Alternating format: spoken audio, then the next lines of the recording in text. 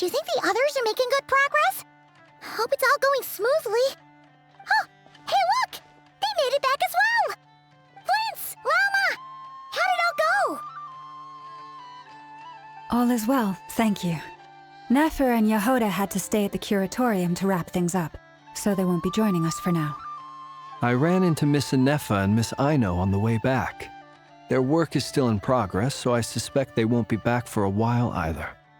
You seem rather cheerful today, Mr. Flint's. I certainly am. I achieved what I set out to do and came away with more than I bargained for. Fighting alone can get quite tedious, but I had the good fortune to run into a pair of brave young warriors. We meet again. How have you been? Albedo! What are you doing here?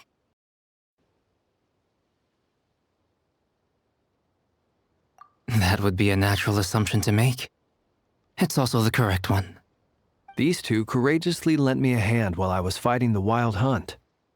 When they told me they were Servarka's colleagues, it all made sense. And given how people of outstanding talent tend to cross paths, it's no wonder you're already acquainted. So, who's your travel buddy, Albedo? Why don't you come and introduce yourself?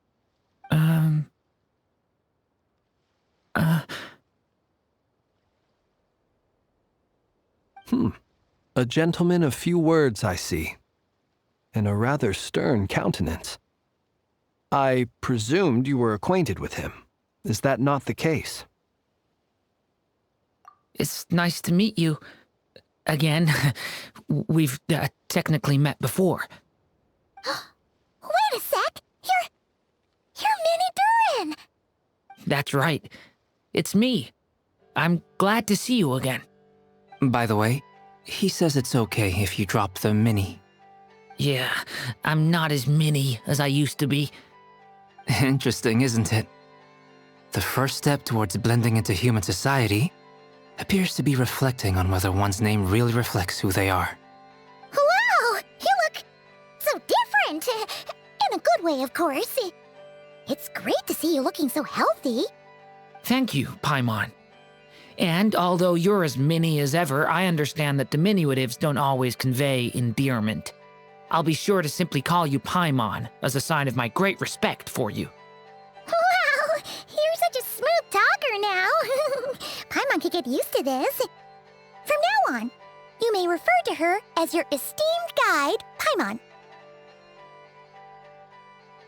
Personally, I think our little Paimon is the perfect size. When people call her Little Paimon, it's just because she's so adorable that they can't help themselves. If that's not a sign of endearment, what is? You're absolutely right, Miss Lauma. My brother still has a long road ahead of him when it comes to understanding human relationships. Anyway, speaking of long journeys, didn't Columbina, leave with you? How come she isn't back yet? She's been catching up with old friends. Wouldn't be surprised if she stopped for a cup of tea, or 10, on the way back. Uh-oh. People are talking about me. Hope it's nothing negative.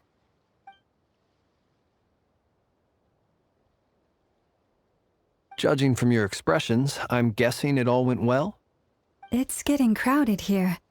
I'll go grab some chairs. No need. This is a job for an alchemist. I'll whip some up momentarily. Thank you for your hospitality, ladies and gentlemen, but I was merely escorting my friends back. I'll be meeting Sandrone shortly, as we still have some things to discuss. It's been a pleasure, everyone.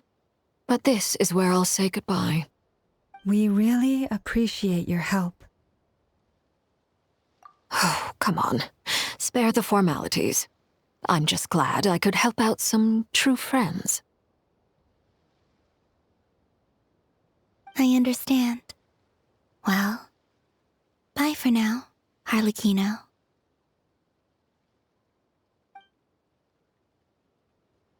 Oh, this place is hopping. It's probably a good thing one of us left. Otherwise, we might not fit all these people in. Are you saying we're about to run out of chairs? As a matter of fact, I am. Come on in and see for yourself.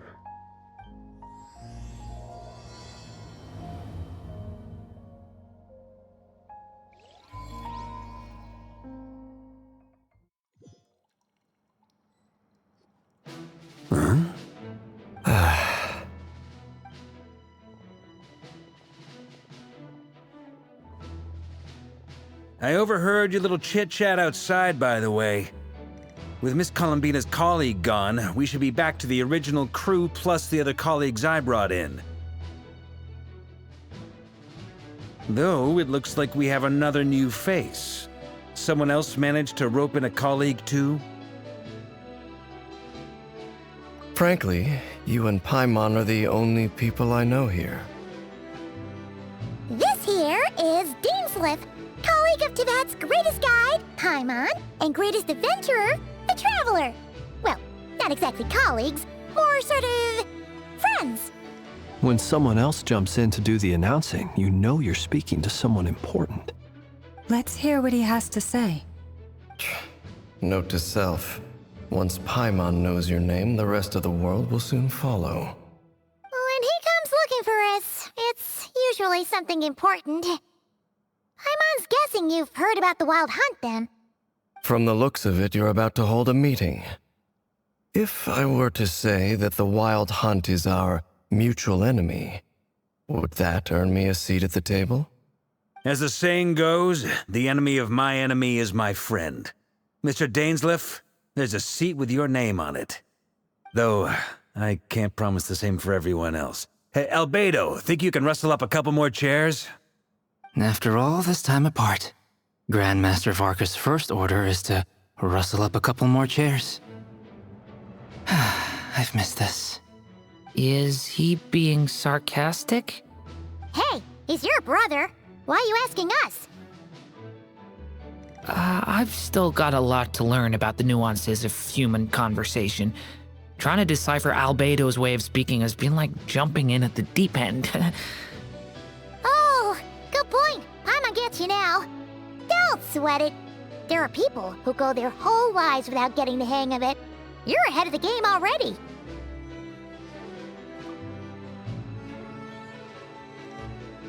I wonder what's taking Nefer so long. Perhaps you should go and check in with her. If anyone can hurry her along, it's you. I just got back from the curatorium. Besides, aren't you curious to see what's taking her so long? Miss Nefer doesn't strike me as the type to share secrets.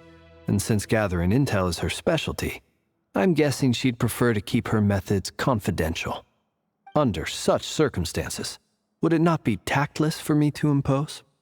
Oh, but it's fine for me to impose. What can I say?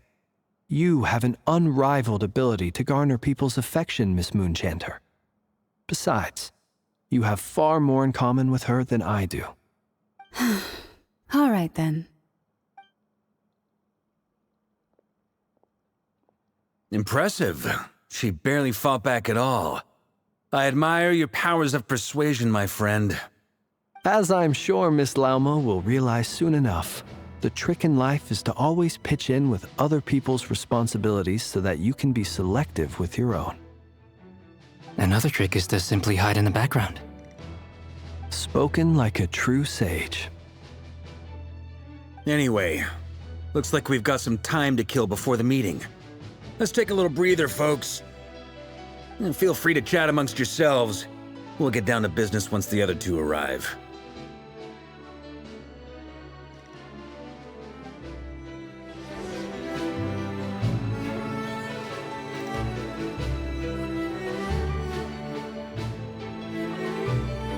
You're both awfully quiet.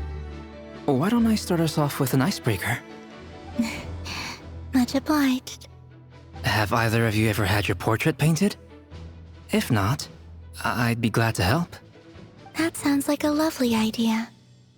You know how to paint, then? I dabble occasionally. He's an excellent painter. Tables, chairs, people, dragons, you name it. He'll paint it for you. I'm flattered. If I ever get the chance, I'd like to give it a try myself. I'll bear that in mind. Anyway, how about you, Durin? What sort of portrait would you prefer? Oh, I'd be fine with anything. Whatever style feels best to you. Very well. Then I'll play it by ear. You can replicate any style I want? I can try. If you show me a sample, I'll do my best to match it. Thank you. In that case, I'll dig up some reference material for you.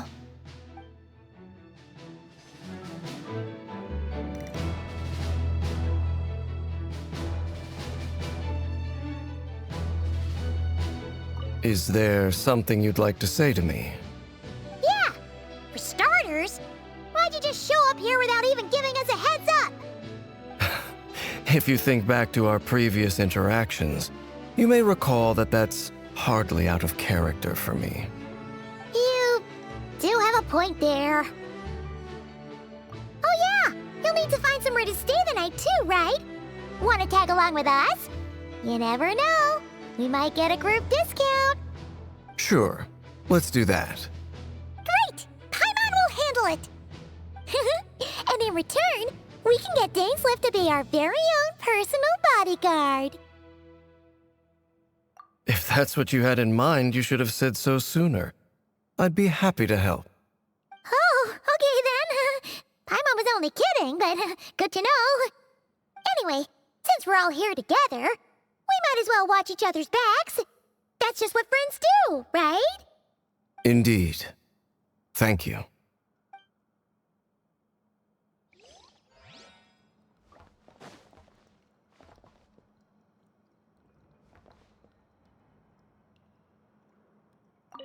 Truth be told, I can't remember the last time I was in a meeting with so many people.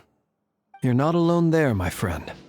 The Lightkeepers also struggle to bring everyone together for a serious discussion. I don't doubt that. I've only ever met two Ratniki, one being you, and the other being that young guy, Itlua. Itlua is a good apple. I'll give him that. He's kind, honest, and regularly delivers supplies to my lighthouse. A true Ratnik to the core. In that sense, he puts me to shame. So you're what? A fake Ratnik? That's what it sounds like you're saying. But I get the feeling that's not quite what you meant.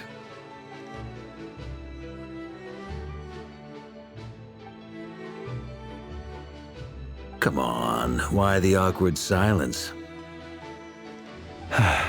Sorry. I'm not even gonna bother trying to hide it. You've known all along, haven't you, my friend?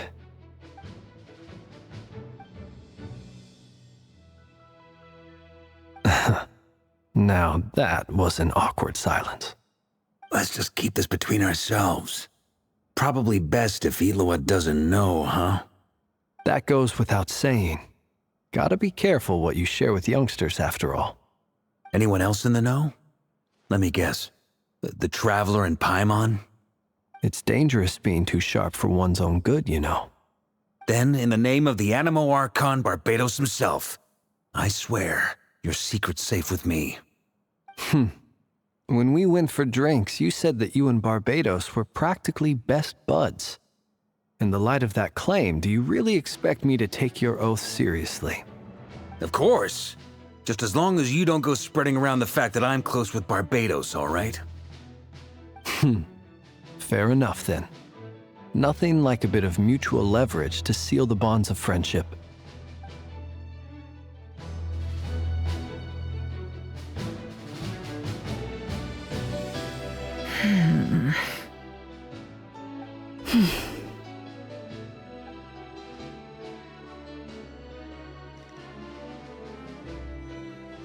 Ah, Miss Nefer. You made it after all.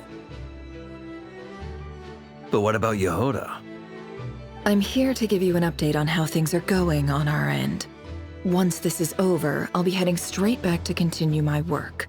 I left Yehoda back at the curatorium to watch over things while I'm gone. Huh. So much for just this once.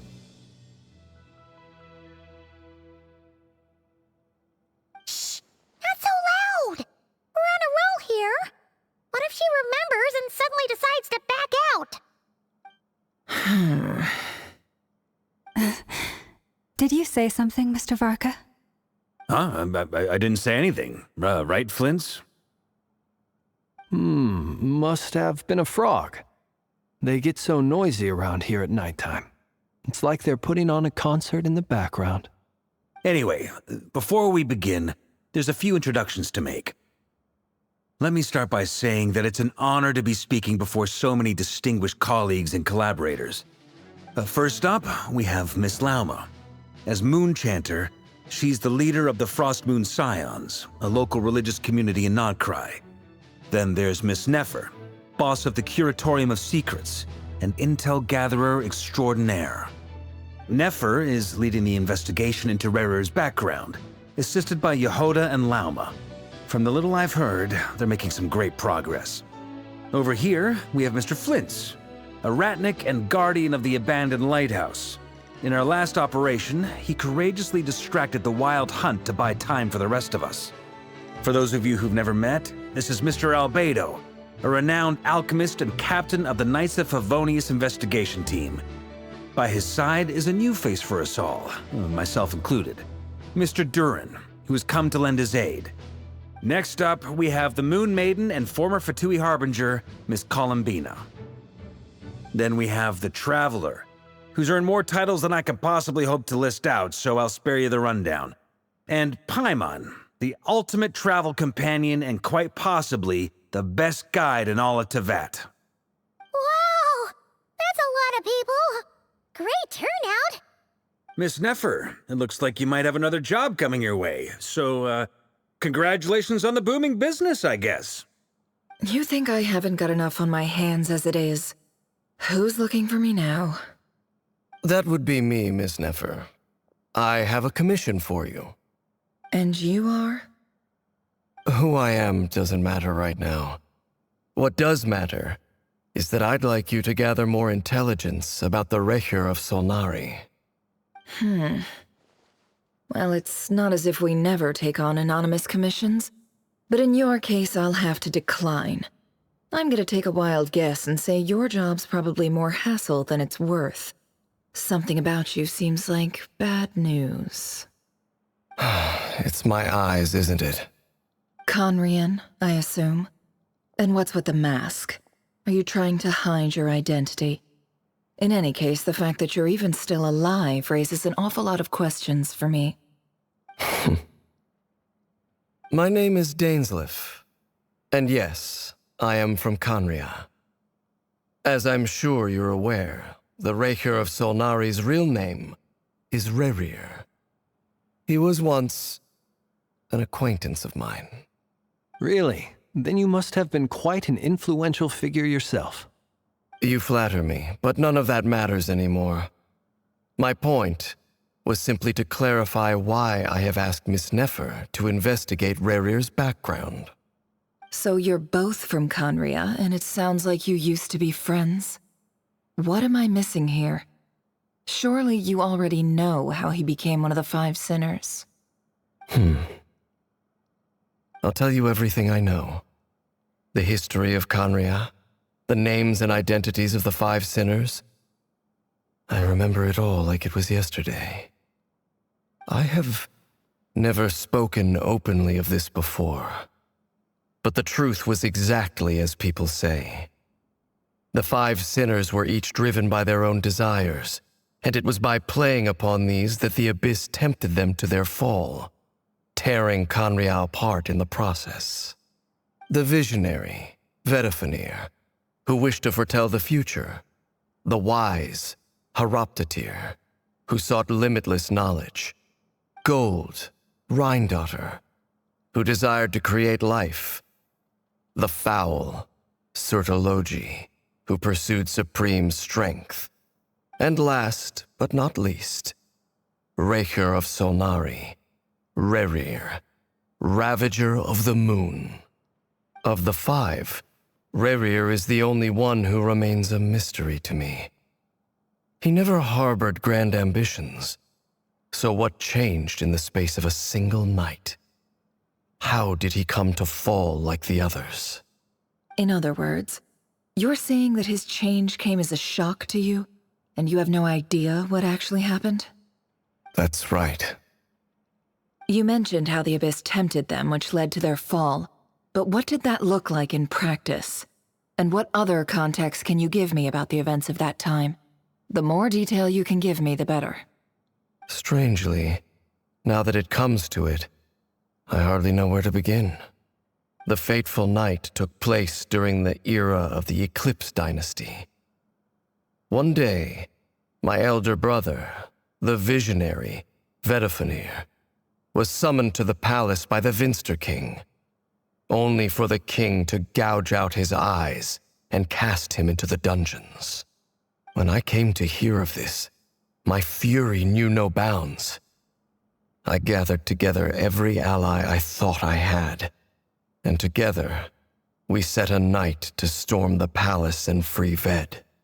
Centuries on, the memories of that night still haunt me like a never-ending nightmare.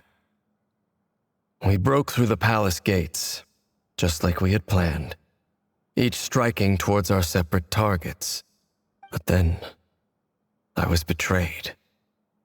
Even Vedifenir, the very person I had come to rescue, abandoned me and partook of the Abyss's power. So, it's personal after all. Then tell me, Mr. Dainsleif, what price are you willing to pay? You, of all people, must know that nothing comes for free. I cannot say what price would be worthy of such a commission. But know this. Rerir was not always a madman. Believe it or not, there was a time when he was just an ordinary man, working for the Conrian Intelligence Service. Uncovering the truth of Rerir's past is the only way to unravel this mystery. But before you decide if you will accept my commission, I will tell you more about him.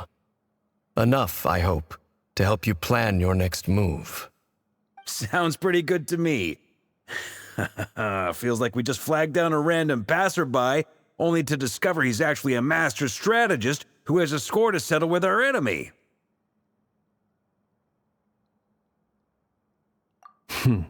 Can I borrow your halo? It could be useful in the lighthouse. Hey, enough with the wisecracks! Besides, isn't that lamp of yours bright enough already? Relax. It was meant to be a compliment. If that was a little over the top for your liking, I'll make sure to tone it down next time. I'll give your proposal some serious thought, Mr. Dainsleif. Let's speak in private once the meeting is over. Before that, there's a few things I'd like to share.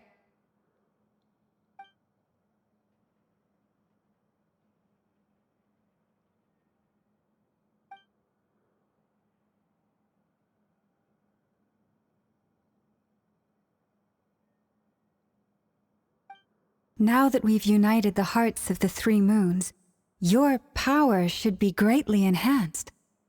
But it seems like that hasn't happened yet? I believe it will take a little longer. You've done so much for me, so I want to be completely honest with you all. Even though I'm doing a lot better now, the truth is, my recovery will likely be an ongoing process. From the moment I was born, my power has been slowly ebbing away. And that is because Tevat has never accepted me. Even with the moons united as one, it seems my rejection cannot be undone. So far, I have yet to find a solution. It may turn out to be a problem that will plague me until the day I finally leave this place behind. Even so, I will do everything in my power to help you drive out the Reihir of Solnari. As Arlecchino put it, this is not about chasing the spoils of victory. It's just a gesture of heartfelt gratitude. Kutar.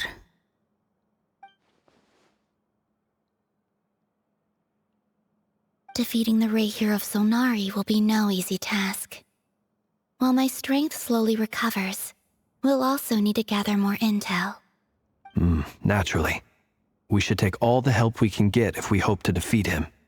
We've considered several viable plans now, but our choice hinges on the answers to a few key questions. Is it even possible to kill Rerir? What experiences shaped the person or monster he became? And what's he really after? Given Albedo's expertise in alchemy, I think we should leave him to try and answer the first of these questions. Understood. As for the other two, I'm afraid we'll have to count on you again, Miss Nefer. Believe me when I say it's not my wish to burden you. But right now, relying on your skills is our only option. So you're placing all your hopes on me, huh? We can't thank you enough for agreeing to help us. Honestly, I can hardly believe how lucky we are. You sure have a talent for changing your tune, Miss Moonchanter. Timid like Yehoda one moment, then flinches insincere flattery the next. Ladies, please. I must object to your portrayal of me. That's all. Feel free to keep bickering. Just pretend I'm not here. I almost don't want to leave this room. I'm curious to see how this plays out. I have faith in you, Miss Nefer. Something tells me you'll stand by us until the very end. Oh? And what makes you so sure of that? What if I suddenly decide that my compensation is insufficient? This isn't about the money. I can sense that you've got a deep-seated distaste for Rerir. And knowing you, that alone is motive enough. Look at them getting along so well. Like two peas in a pod. And I'm the one they accuse of insincere flattery. There is no justice. Miss Lauma, you have to understand something. Unlike you, I don't actually enjoy having everyone's hopes on my shoulders. Is that right? Well, maybe the fact that I'm willing to put my hopes in other people says more about me than you. But the fact is, I also trust you. And that's because I know that you're someone we can count on. Anyway, we've got our plan, so let's get moving. Mr. Dainsleif, let's talk. And Traveler, once we're finished, if you've nothing else planned, I'd like you to come with me. This whole experience is teaching me a lot.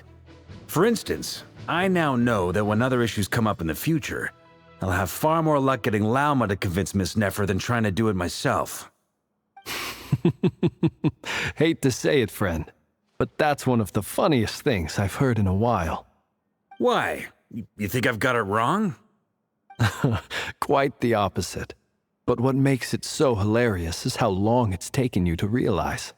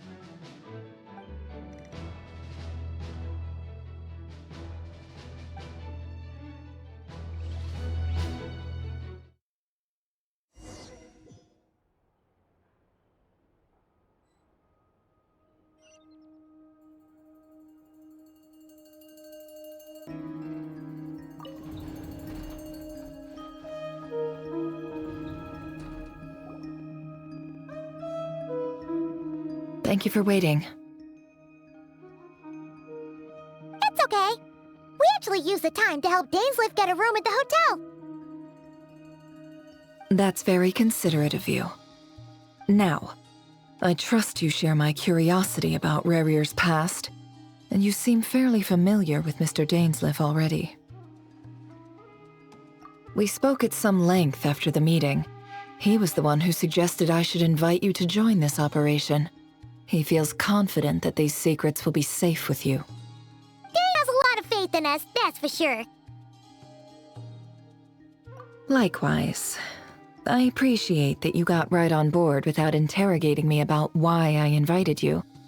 It shows that you trust me to explain everything in due course. That's because we know what you're capable of. We appreciate you too, Nefer. You might have been forced to help in the beginning, but this time, it was your choice. That's one way to put it. Another is this, that once a decision's been made, it's set in stone. After that, my only goal is to see it through. All right, so here's how it is. I'm going to access Rarier's thoughts again using my confidential method. Now, I'm sure you've seen things like this before on your travels, so you're surely well aware of how dangerous it can be. The reason I've gathered you all here is to ensure my safety during the proceedings. I plan for us to enter the fragment of his consciousness together, and once inside, I will focus on searching for information. Think of this as a diving expedition into someone's brain. If I'm the diver, you are my safety equipment, tasked with keeping me alive while I'm under the surface. Once the ceremony begins, we will all be spying on privileged information. But in the interests of safety, you must remain absolutely silent at all times. We will discuss our observations after the ceremony has concluded. Lastly, any individuals of a weaker constitution are advised not to partake in the ceremony. In any case, Paimon has her own job to do, which requires staying in the room but not joining the ceremony.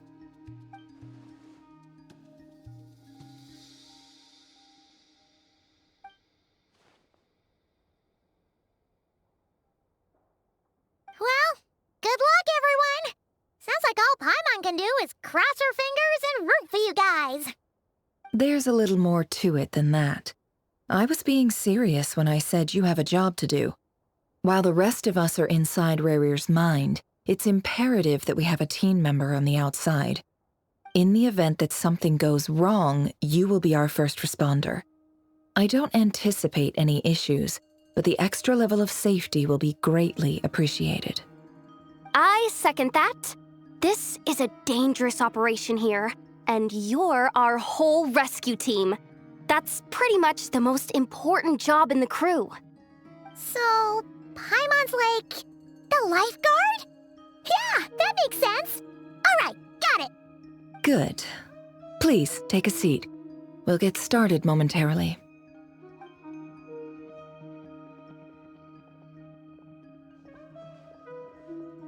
So, did Mr. Dainsleif tell you anything else? He told me that he believes Rarier kept some big secrets in his life. He's not sure that they were the cause of his eventual downfall, but he's asked me to uncover what those secrets were all the same. But surely you're not planning to go through with this, no matter the cost. If you think that, you'd be overestimating me. I'm a businesswoman, not a mercenary. But I do have my own professional reasons for taking this job. You think I'd turn down the opportunity to get a first-hand glimpse into Conrian history? No chance.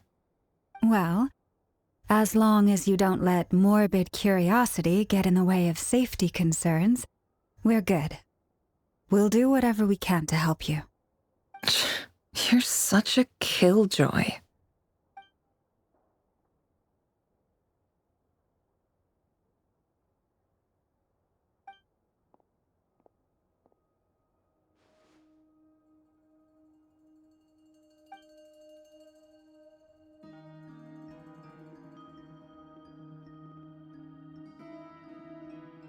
All right, I'm good to go. All set over here, too. Promise, Paimon, you'll be extra careful. All right. Let your whole body relax. We're about to begin. Close your eyes.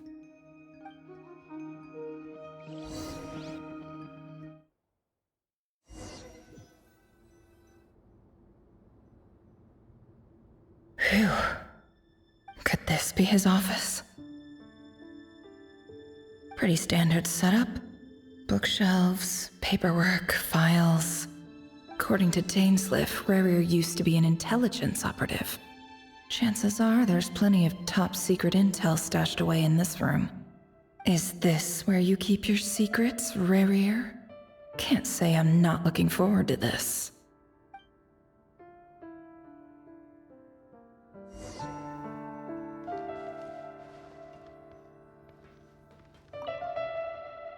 A A file tucked inside a folder. The title reads, Dear Breakfast Shop Owner. It's a list of names. But at this stage, I have no idea who any of them even are.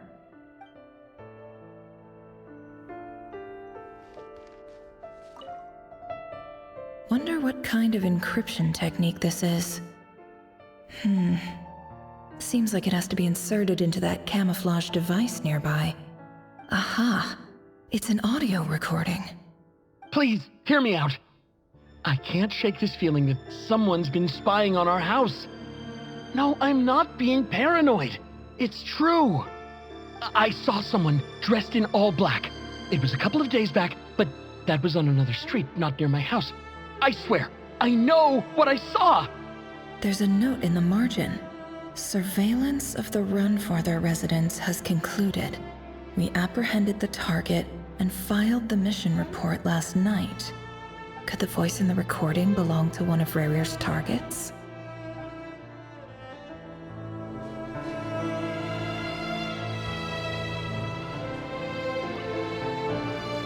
Bookshelves full of documents. Looks like these are all files, packed with the personal details of individual Conrians. The Crimson Moon dynasty preceded the eclipse. Since Rerir worked as a secret agent during the latter, it stands to reason that he was tasked with purging remnants of the old dynasty. Yep, lines up exactly with what Dainsleif told me.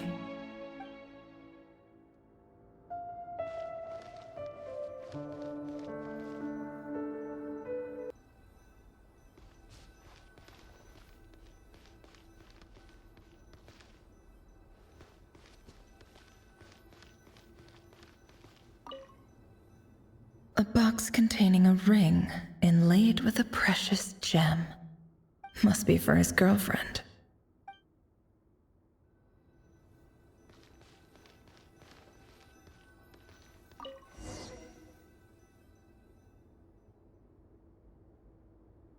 Today's files are in. Time to wade through them just like usual.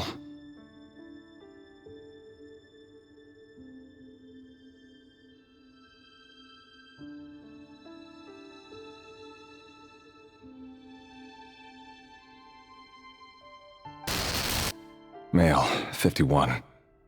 Occupation, cook. Confirmed Crimson Moon descendant. Has maintained frequent contact with other descendants over the past year. Poses a threat to the dynasty. Neutralized.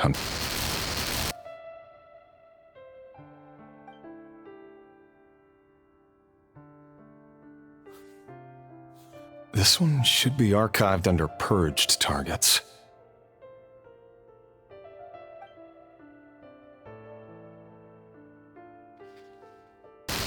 Female, 23. Occupation, office clerk. Confirmed Crimson Moon descendant. Has maintained frequent contact with other descendants over the past year. Poses a threat to the dynasty. Neutralized.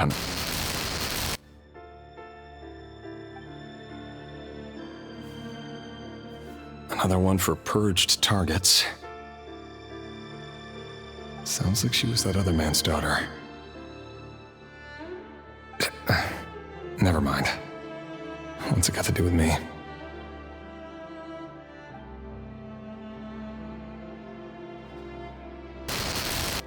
Male, 40. Occupation, teacher. Confirmed Crimson Moon descendant. Has been observed making contact with other descendants during the past year. Poses a threat to the dynasty. Neutralized on...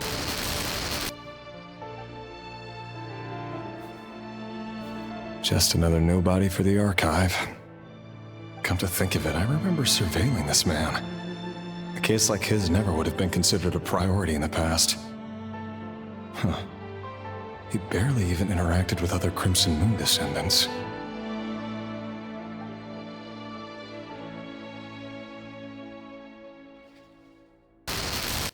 Female, 16. Occupation, none.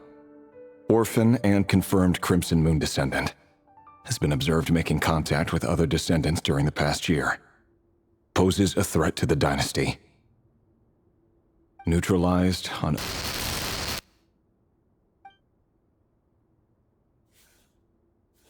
Filed.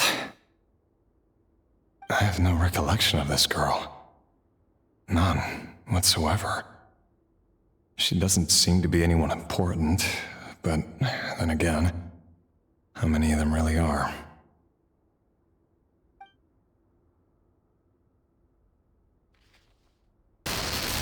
Female, 13. Occupation, none. Orphan and confirmed Crimson Moon descendant. Has been observed making contact with other descendants during the past year. Poses a threat to the dynasty. Neutralized and...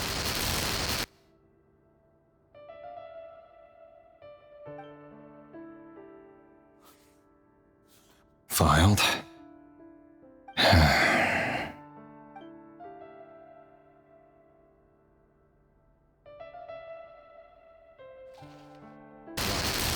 Male, 11. Occupation, none. Orphan and confirmed Crimson Moon descendant. Has not been observed making any contact with other descendants during the past year. Poses a threat to the dynasty. Neutralized and...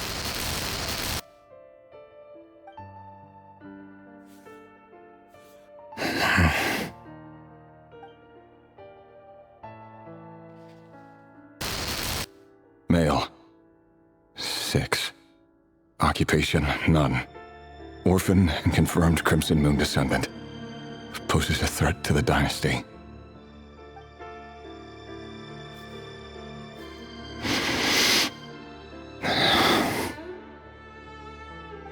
It's funny, isn't it? Your job is becoming both harder and easier at the same time, depending on how you look at it. Sooner or later, the Crimson Moon descendants will be completely wiped out. But as their numbers dwindle, they become harder and harder to track down. That's not how it is. Fortunately, however, most of the able-bodied adults have already been taken care of. The remaining weaklings will be increasingly easy to deal with. No! No. My job is to ensure the survival of the Eclipse Dynasty. And the only way to do that is by eliminating any and all potential threats. It's a perfectly legitimate line of work. Every single one of my colleagues can attest to my fairness. And if my friends were aware of the facts, I know they'd back me up too. Assuming, of course, that they were aware of all the facts.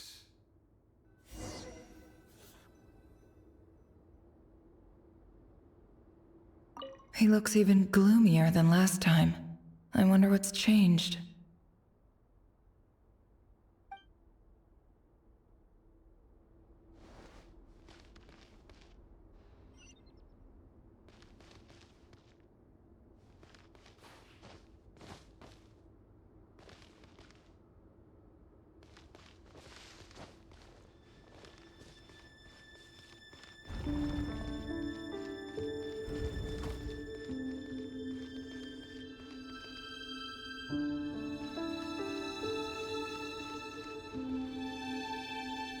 Mr. Vedifalnir, it's been quite some time since we last met.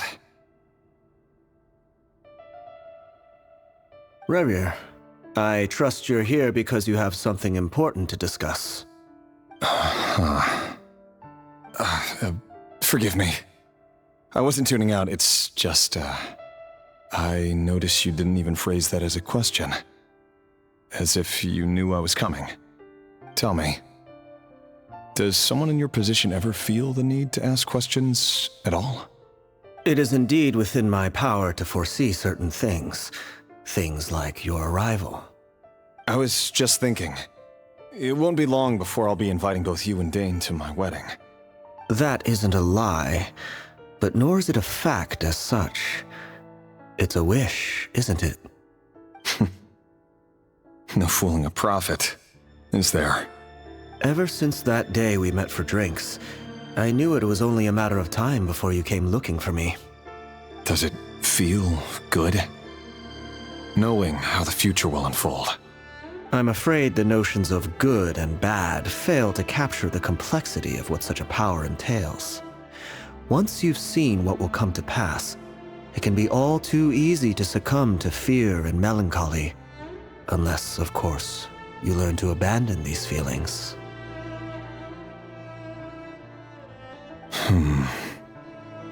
You fear my silence, and long to hear the words I left unspoken that day. That's right. You must have noticed my reluctance to broach the subject, and the reason is simple. Because the truth could never have lived up to your hopes.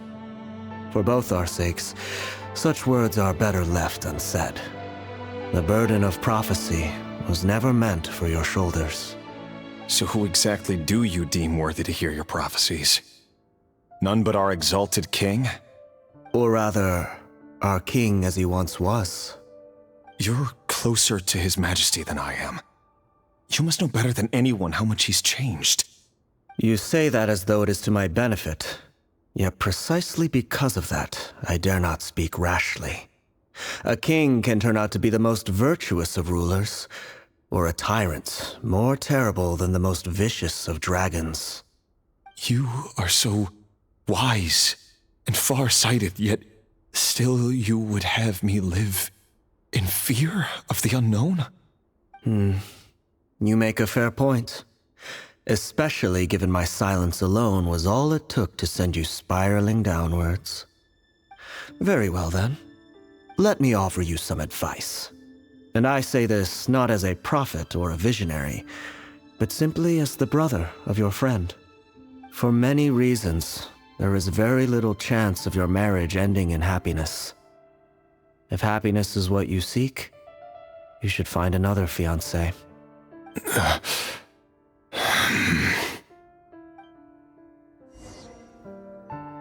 Hold on.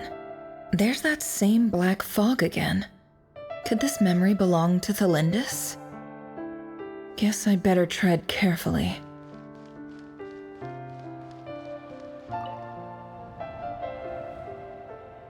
Wait. Hear me out. This time we finally got a clear look at his face and learned his true identity. His name is Rayrir, and he claims to be one of the king's guards. What did you say? A cruel irony, isn't it? The man you're set to marry leads a double life as a brutal executioner. Why are you telling me all of this now? Simple. It's because I want you to kill him. You are the only person he would never suspect. No, absolutely not. I would never dream of doing such a despicable thing. So you'll just stand by and watch him slaughter us to the last? Do not forget that the blood of the Crimson Moon flows in your veins too. The blood of the Crimson Moon? What does that matter now? The dynasty has long been dead and gone. You think that alone is reason enough for me to throw away everything I have? Why wouldn't it be? You too were once a child of the Crimson Moon, just like me. Don't tell me you've never felt so much as a flicker of fury for the way we were trampled into the dust. As long as you promise to abandon this pipe dream of restoring your dynasty, I can try to persuade him. Or have him persuade the Vinster King. Persuade the Vinster King?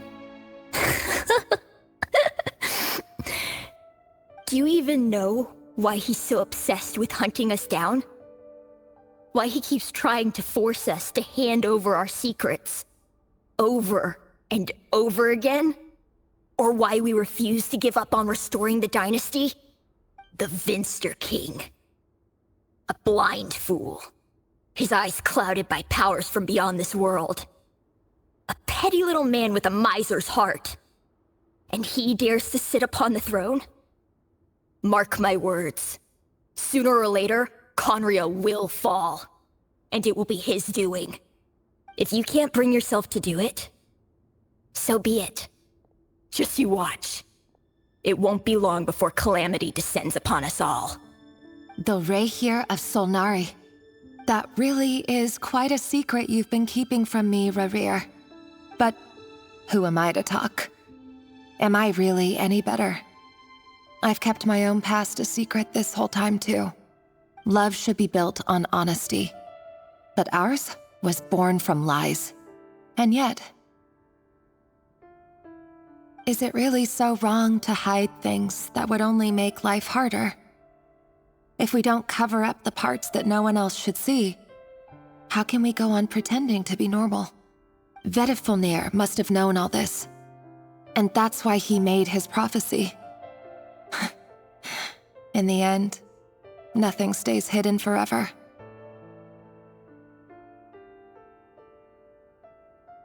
But I won't just sit by and watch this disaster unfold. I'll do everything in my power to protect what I cannot afford to lose, no matter who I have to face.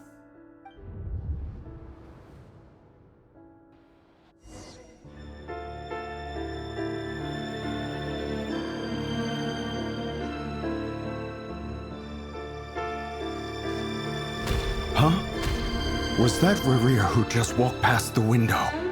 Doesn't it give you the chills that he still takes the same road to work every day, as if nothing ever happened? Those people at the deli. Enough already. They're clearly pretty taken by their own disguises, so just smile and play along. Pull the rug from under beasts like that, and you'll risk having your throat torn out. Deli? Oh. They're talking about those people from the opposition. Right. I'd almost forgotten they used to run a deli. People of no consequence always vanish so easily. And no one even remembers them.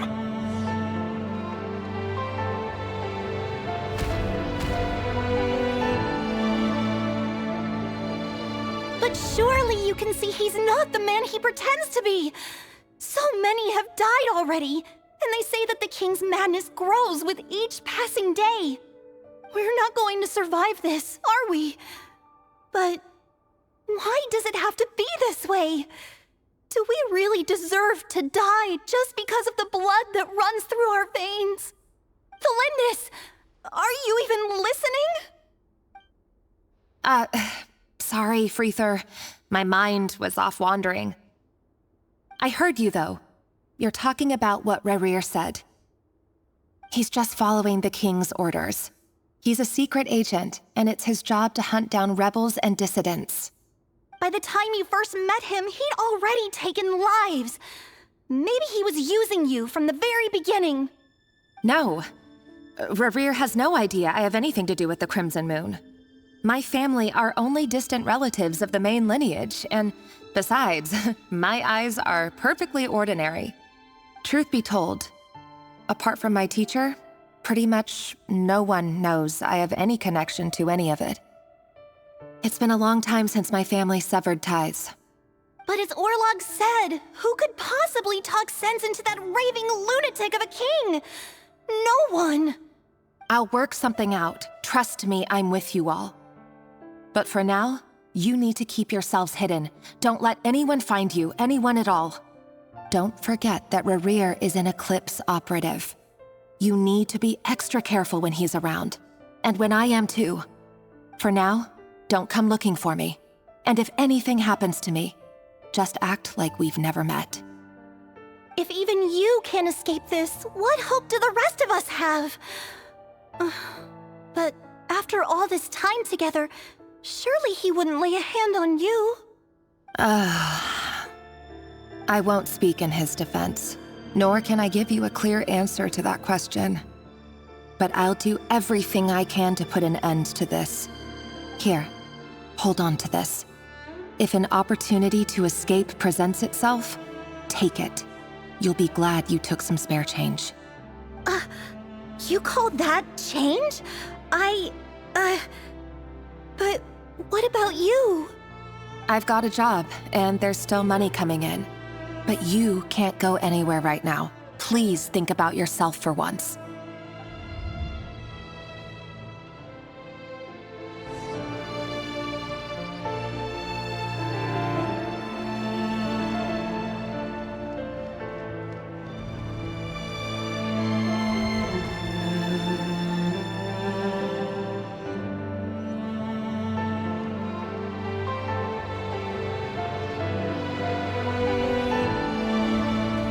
Another day, another round of assassination training. Training ground is just beyond this hidden passageway.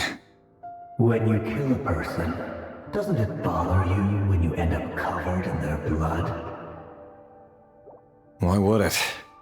Aren't we all just walking blood bags? But not everyone is accustomed to hunting down others like prey. You've been a hunter for so long now, you seem to have forgotten that most people don't just go around killing one another. Leave me alone.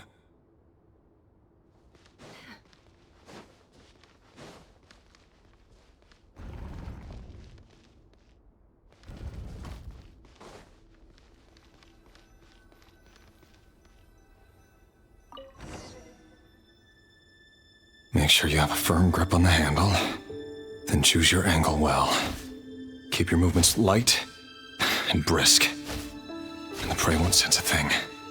I doubt that. I'll bet no one's ever died a quiet death at your hands. I work clean. No traces.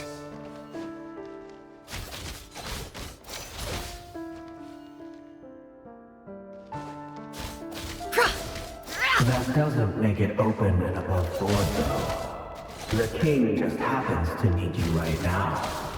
What if someday he doesn't? That won't happen. He's changed.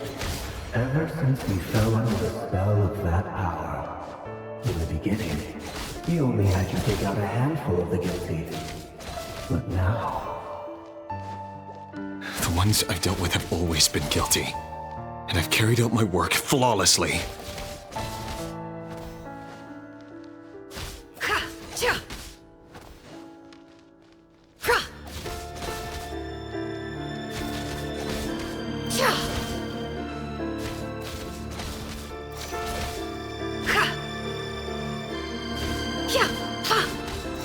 You know why Felindis didn't accept your proposal, don't you? Was it because she didn't trust you? Or something else? Enough!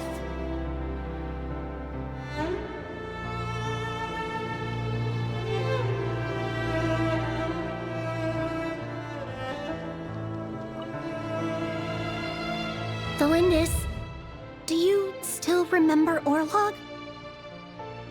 Orlog. The boy who was pretending to sell flowers. You spoke for quite a while, didn't you? Yes, we did. What about him? He was arrested 2 days ago.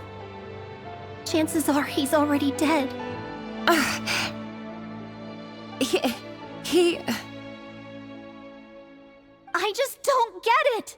After everything he's done, why do you still stand by him? Or does it mean nothing to you that people keep dying? No, that's not... Just hear me out. I need to go now, Felindis. They're looking for us. You take care too. If you ever need a place to hide, come find us.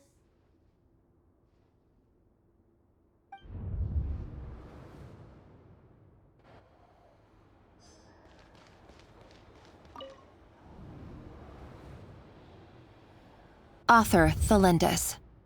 Over the course of this week, the research object was subjected to interference for a total of 47 hours for experimental purposes. The results are as follows. All subjects of observation that were sent inside have now... The situation within is proving more problematic than anticipated. No progress whatsoever. What now? Won't you give me even a glimmer of hope? Things are getting worse by the day. I have to find a way or we'll all be in danger.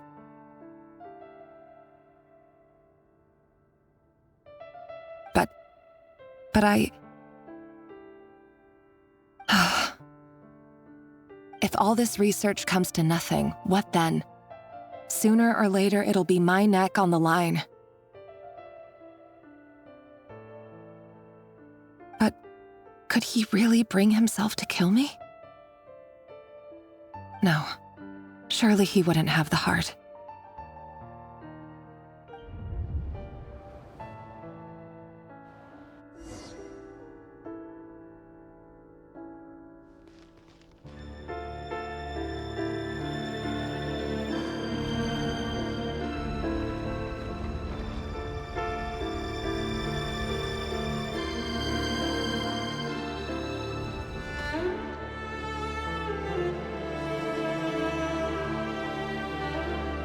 Why won't you just let us go?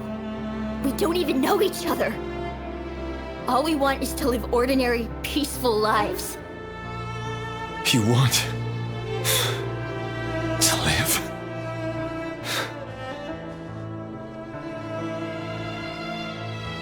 Yes. I just want to go on living. Is that really such an unforgivable crime?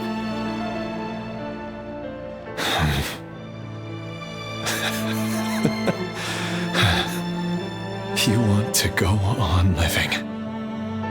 I want to keep living too. To keep living forever. That's why I have no choice but to continue on the path I'm on. If only some savior would suddenly swoop down and change the way the world is. Too bad that's not going to happen. Imagine that. If there really were such a person, you and I wouldn't be standing here like this, would we?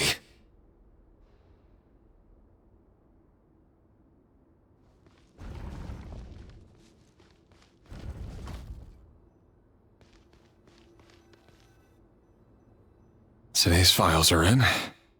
Time to wade through them just like usual. No, I don't get tired of it.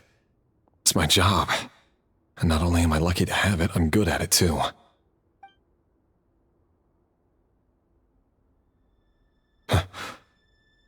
Wait. That's... Thalindis? No. No! No! Why? But you bear no mark of the Crimson Moon. How could you possibly have anything to do with them? It cannot be! A diluted bloodline. Carefully concealed. I see it now. You've been living in the shadows just like me. What a fool I've been. Numbing myself with talk of justice. Even imagining my friends would back me up. But in the end,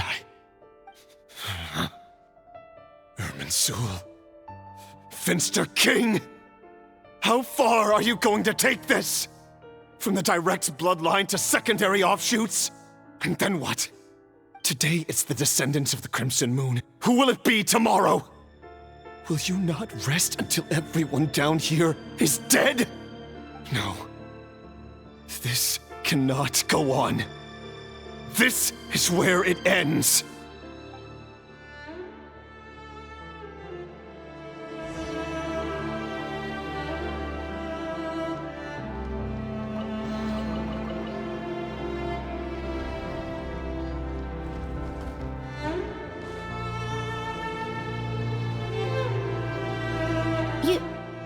You're really letting me go?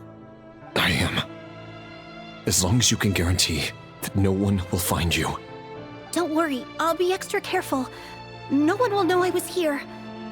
But what about you? Me? If you let me go, you won't be able to complete your mission, will you? Good point. In that case, maybe you should stay. No, please! I just want to see the outside world again. To... Go on living? Yes. I know you're a man of your word. So please, just let me go. If I let you leave, what will become of me?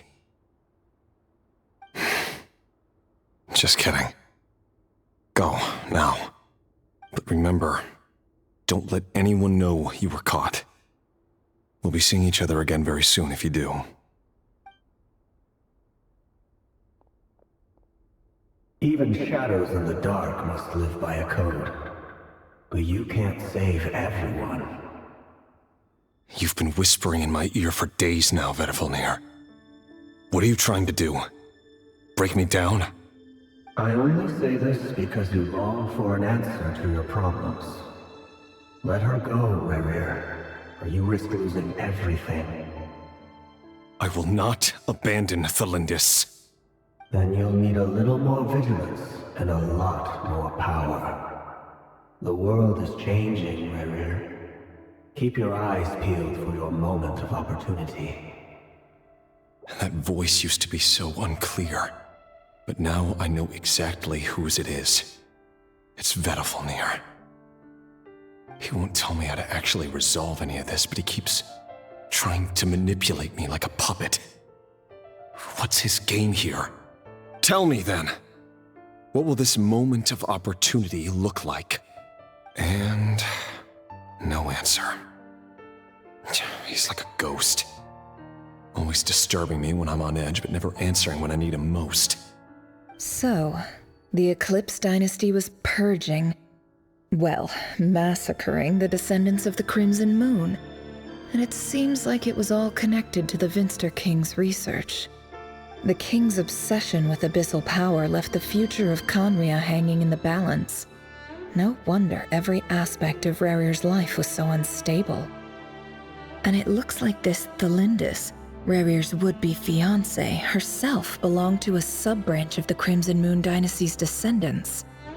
It almost defies belief that a couple like them could hide the truth from each other for so long. If the Vinster King hadn't intervened in such a drastic way, they might have gone on deceiving each other for the rest of their lives. And why does Vedalfnir, Daneslif's older brother, keep talking in Rerir's head? This guy kept more secrets than I ever imagined. The human mind is like a vast desert of shifting sands. When you follow the flow of someone's memories, you only ever see the parts they're willing to let surface. Time for something a bit more creative. We've been inside Rerir's mind this whole time, building up a picture of his psyche. There's already enough clues on the board to start reading between the lines and mapping out the rest. Now, we can finally begin to put the pieces together. Sure, it'll only be a reconstruction, part simulation, part reasoning, but it's usually pretty accurate. Once we've built up a cognitive profile, we just need to cross-check the logic behind his actions. And then we'll be able to take a sneak peek at whatever it is that Rerir has really been hiding.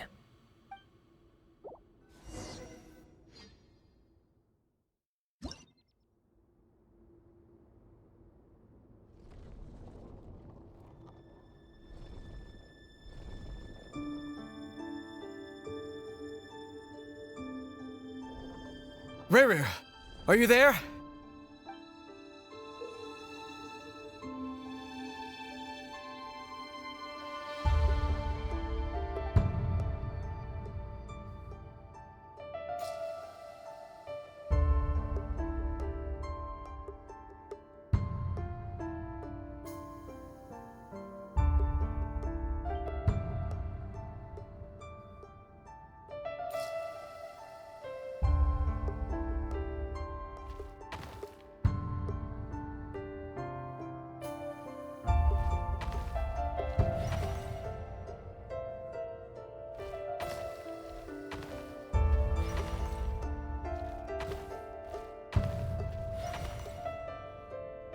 Hey, Rerir! Come out, it's urgent! Dane? What's wrong? Quick, come with me. I'll explain everything once we've met up with the others.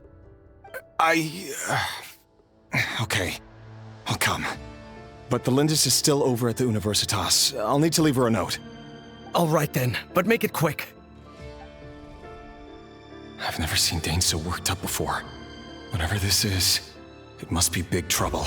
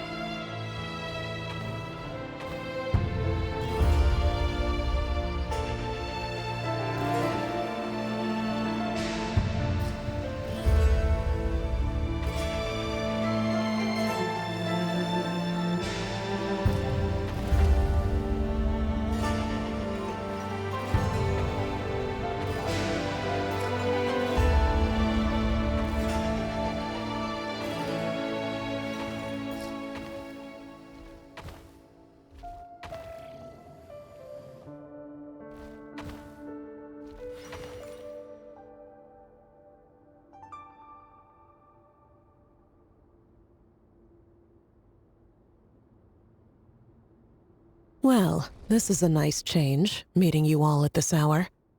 When men and women of ambition can speak face to face in broad daylight, I say that's a big step forward for our dear Conria. Don't be ridiculous. We do not fear the day. Why would we seek refuge in the night? You might ask your blade that same question. I'm told it prefers the cover of darkness. The word on the street is that Sertology only strikes when he has an unfair advantage. But that is patently false. I see you're missing an arm and a leg. Surely only a fair fight could explain that. If this is your way of offering me replacement limbs, believe me, I'll take them. Oh, we can certainly discuss that. With bioalchemy, anything is possible. Assuming I have your full support in my research. Lunatic. Robtatir, what brings you here? Why, Dainsleif, of course. He invited me. Please, cast aside your apprehensions, Miss Rhindaughter. Whatever the rumors may say, I am but a humble servant of the king, and I can assure you he affords me no greater convenience than he does you. Well, the Universitas Magistrorum won't stop fawning over you, so at least some of the rumors must be true. You're clearly doing well for yourself, so drop the humble servant act. It endears you to no one. You're president of the Universitas Magistrorum, the chief royal mage known as the Wise by royal appointment, and by far the most favored among the 4 pillars of Conria. Vice President Veet doesn't even try to hide his envy when he sees you. My success is the product of hard work and good luck. It's as simple as that. Were the king not such an extremist, I hardly think I would have received a senior post at my age. Of course, no job is without its gripes. Serving a king like ours can be a challenging task, as I'm sure you can imagine. And as for Efterveet, in missing out on the presidency, he's dodged a mountain of stress. Like everything else in life, it comes with pros and cons. You're all here. I apologize for the short notice, but it was an emergency.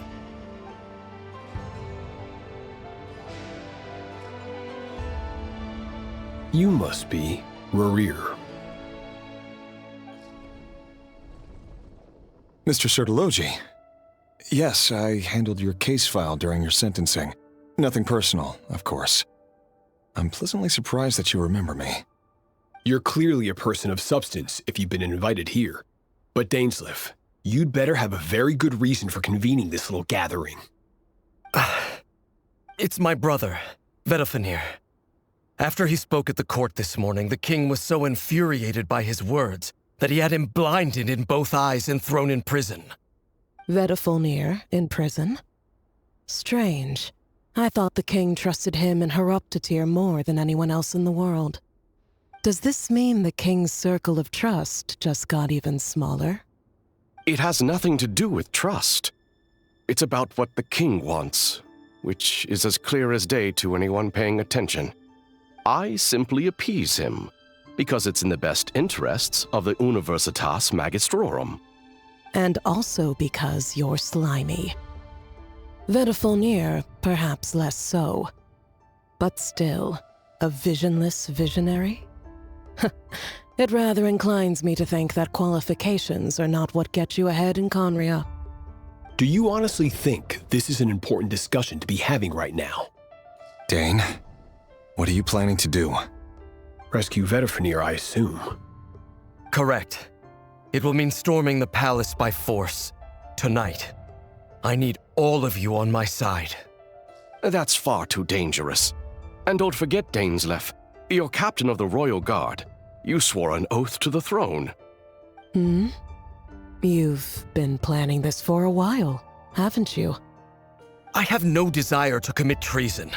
But whatever critique the king may have of Vedafenir, disfiguring your most loyal subject for putting the best interests of his court and nation first, this is not the conduct of a wise ruler.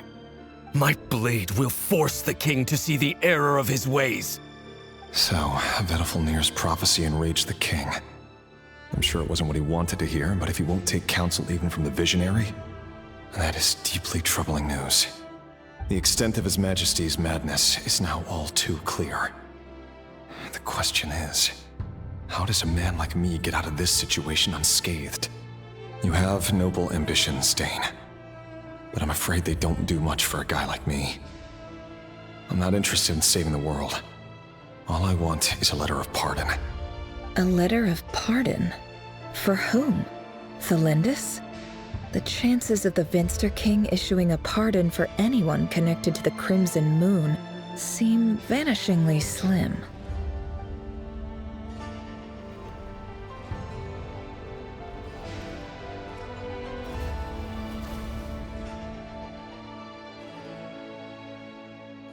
This black fog over the board must have some connection to Thelindis. But why is it taking this form? Does it have something to do with Rerir's past? Another mystery I'll need to unravel.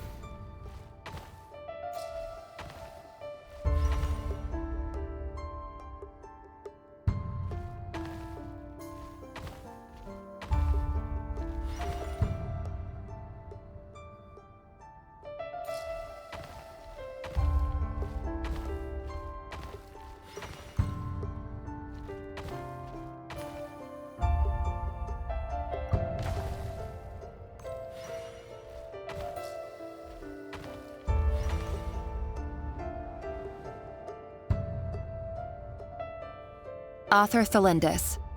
Over the course of this week, the research object was subjected to interference for a total of 60 hours for experimental purposes. The results are as follows. Research dating back to the Crimson Moon dynasty has established 2 points regarding moon marrow. Firstly, its origins have something to do with a god's power. Secondly, it serves as a portal to an as-yet indeterminate location. Moon marrow can thus be defined as a spatial gateway. However, there are a number of hurdles to overcome before we can answer the question of where it leads to. To start with, opening the gateway requires a specific power source, which the relevant literature indicates. An enormous amount of power is then required to keep the gate open. Currently, the total power output of our instruments remains in the single digits. To make matters worse, I am now the only staff member remaining in the Moon Marrow lab. The Universitas Magistrorum recently decided to move most of its personnel into abyssal energy research, which has stymied all Crimson Moon-related projects. This is not a wise move. I have always maintained that placing all our hopes in a single source of power is risky, especially one as poorly understood as this. As well as making ourselves overly reliant on a single resource, we are neglecting other promising technologies. I apologize if this comes across as disrespectful. But as a Moon Marrow researcher, I desperately want to see the world beyond the gateway. If we really made it there one day, what would we find? And how would we go about taming the unknown? My imagination is endlessly fueled by questions such as these.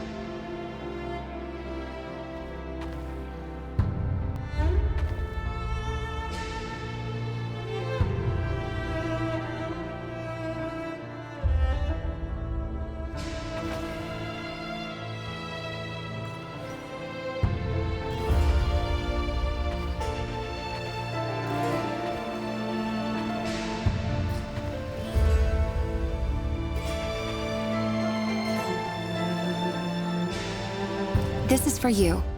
I heard you're gonna leave the city with your parents. The Lindis, did you hear about what happened? I've heard nothing. Rerir got back very late last Friday, and he was acting a little unusual, but he slept pretty well, so I'm guessing whatever he did was a good deed. You never saw him, and I don't know what he did. And this conversation never happened. You understand? What if he finds out that you pried into his secrets? Don't be silly. I don't know what secrets he does or doesn't have. All I know is he's just a normal guy who happens to run some errands for the king. Are you scared of him? I don't know.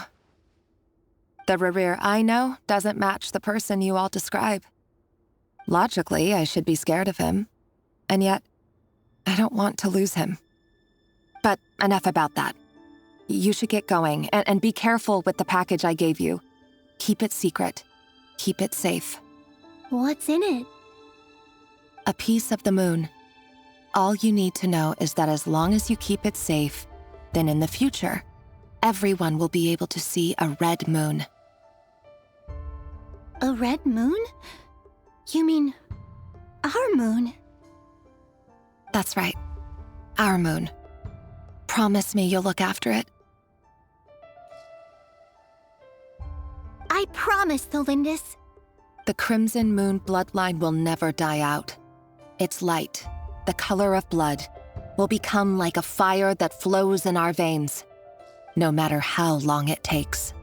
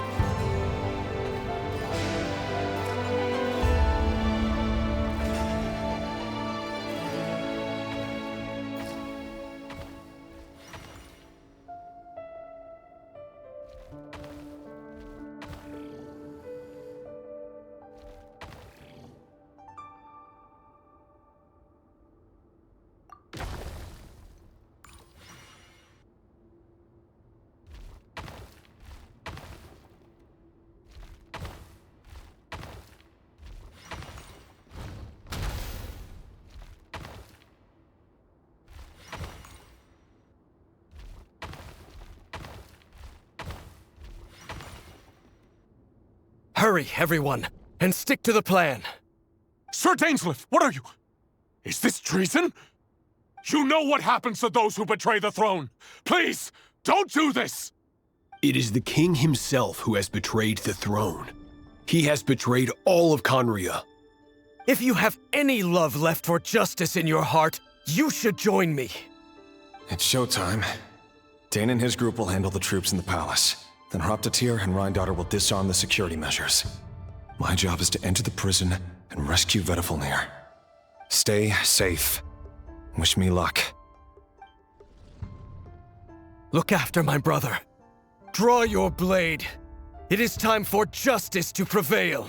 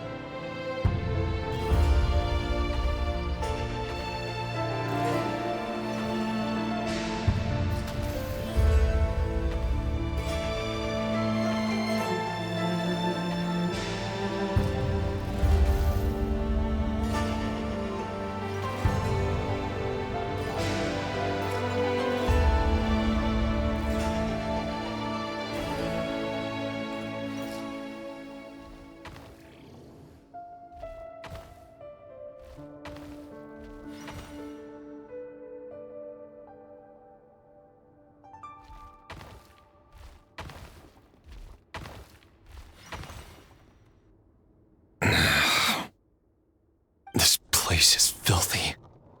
And the smell is abominable. Clearly, the king doesn't allow his prisoners a single shred of dignity. This is dire. Found you. Hello, Mr. Vedafulnir. Ah, it's you. Surprised? Oh, wait. I guess surprise isn't an emotion that prophets feel very often. I certainly felt some surprise in the moment when I was blinded. Surprise at the king's sheer ignorance. Surprise at just how unfairly this world responds to words of earnest remonstration. I'm curious. What did you prophesize this time? It wasn't a prophecy. It was a word of warning. Someone had to say it. The king has forsaken all reason in pursuit of his obsessions. I simply told him that if he continues on this path, Khaenri'ah will surely fall. But he didn't listen. Worse still, he stabbed you in both eyes and locked you away. Dane asked for my help. The court is in complete chaos now, but I'm sure you predicted that. Everything is transpiring as I foresaw, yet I am powerless to change it. Fate is an immutable force. I can but lament as the inevitable unfolds. I do wonder whether giving a man the power to see the future does nothing more for him than slowly crush his spirit. Forgive my curtness, Vedafulnir, but the king did not suddenly turn on you today. His suspicions have been brewing for a long time. You can't have wisdom beyond the reach of your fellow man without attracting his fear and suspicion. There are things the king does not want to see.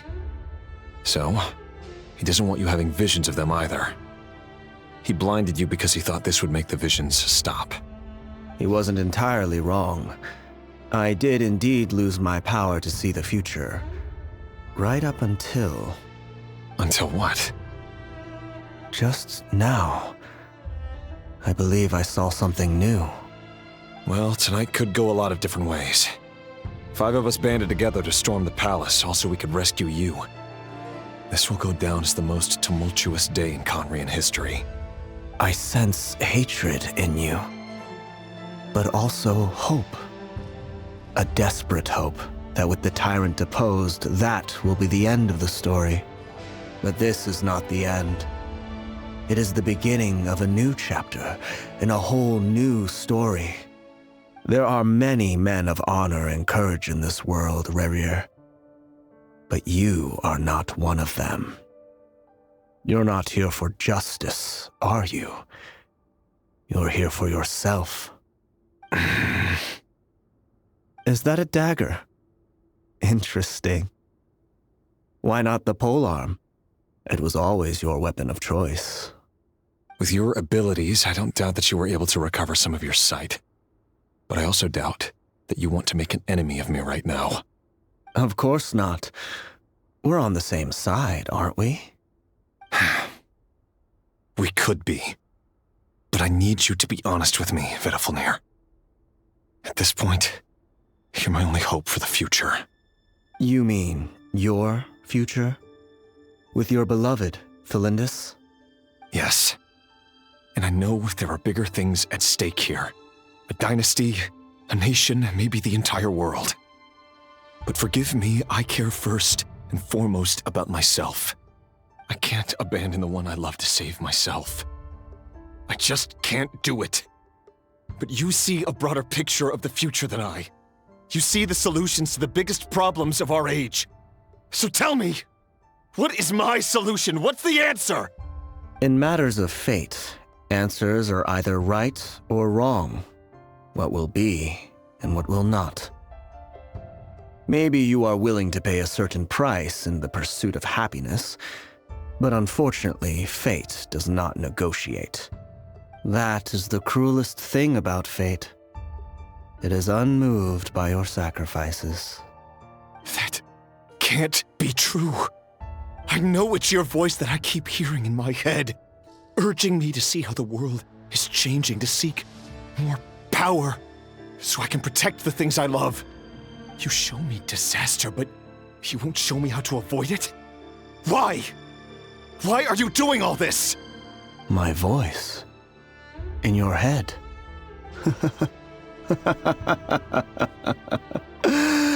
So, you hear it too. The voice that steals your mind, gains your trust, and drives you crazy. It turns out that we are not so different, you and I. Vedifilnir just broke into the strangest smile I've ever seen in my life, as if he'd discovered some monumental secret. But then he suddenly switched to looking extremely weary. Very well then. My advice to you is as follows. You must persevere. Whatever trials and tribulations you may face, be steadfast in the belief that they are your path to the future. For as long as you live, your story with Thelindis shall not come to an end.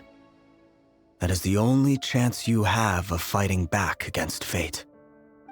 It is up to you whether you believe my words. Regardless, that is all I will say on the matter. I have no right to intervene any further. I will hold you to your word. Thank you for setting me free. In return, I will tell you one more thing that you cannot afford to ignore. Just then, a strange wave of energy rippled through the city. We had no idea what it could mean. If I were you, I would head to the Universitas Magistrorum. The Universitas? Oh no! I'm sure we'll be seeing each other again very soon, Rerir. Whatever Vedifilnir said, I didn't catch it. I didn't even help him out of the prison. There was no time to lose.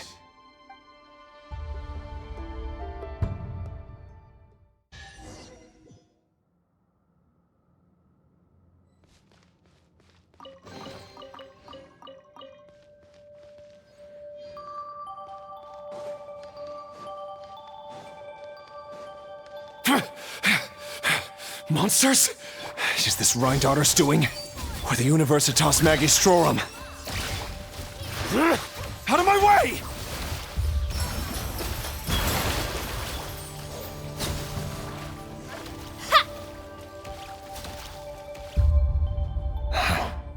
The Universitas. That reminds me of a rumor I once heard. Allegedly, the king installed secret mechanisms in the palace and around the city. No one knows where they are or what kind of power they hold. But if they were ever going to activate, it would probably be on a night like tonight. Help! Help! Hold on! Don't let them anywhere near you! Save me! I can't! Ah! That sounded like an explosion. So, the rumor is true? The king really went through with it.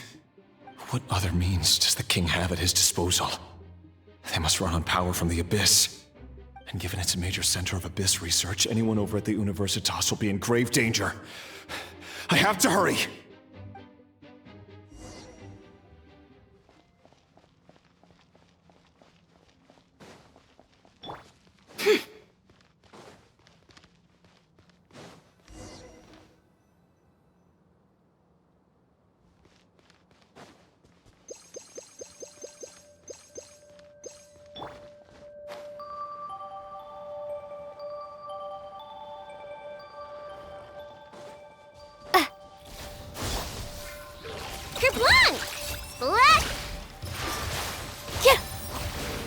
It all adds up.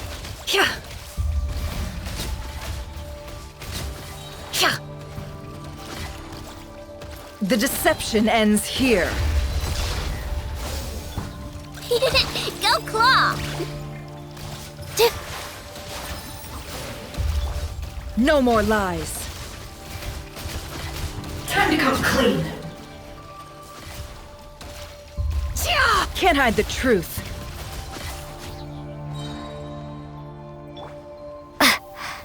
Propagate! Germinate! Chew on this! With all my strength! Dance with the waves! It all adds up. Time to come clean.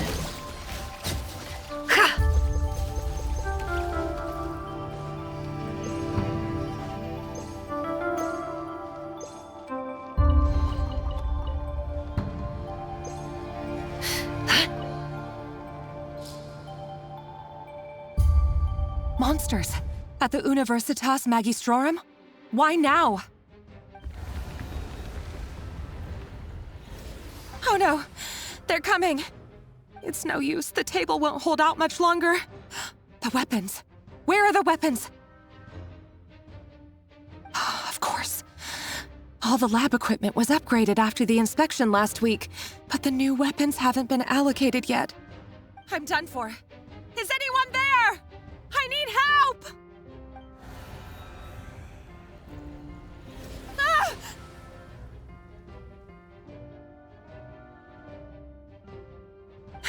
Stay back! Please stay back! Please!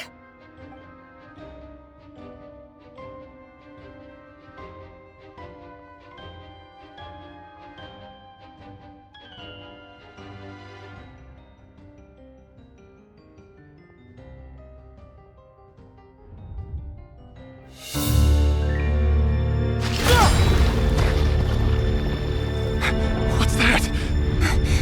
Reverie! So the rumors about your work are true. What? No! Listen, something happened at the palace tonight. We have to leave! You don't need to lie to me anymore. What do you mean? I know why you're worried, and I will respect the decision you've made. But it's okay, because I found a solution. I know how to end all this. You can have it back. The normal life you so desire. But until then, I'm afraid our wedding will have to wait. Cylindus? No, don't do it! Cylindus! Cylindus!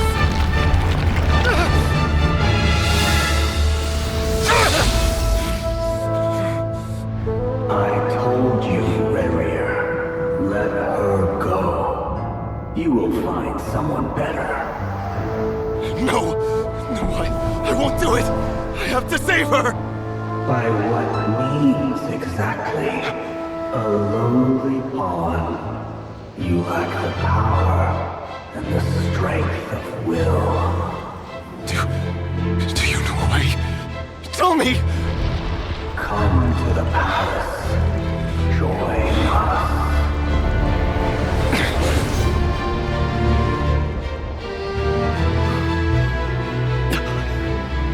Reverie, thank goodness we... Step forth and take your share. You made it.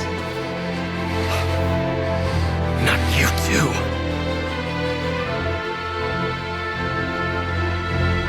Hatred or grief, despair or desire. We all have our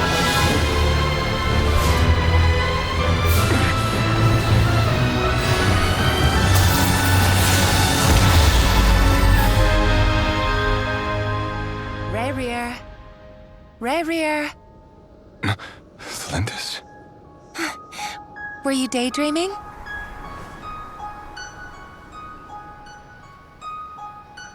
You still remember, Reverie? That question you asked me a couple of weeks ago? Oh. You mean the proposal? Yeah.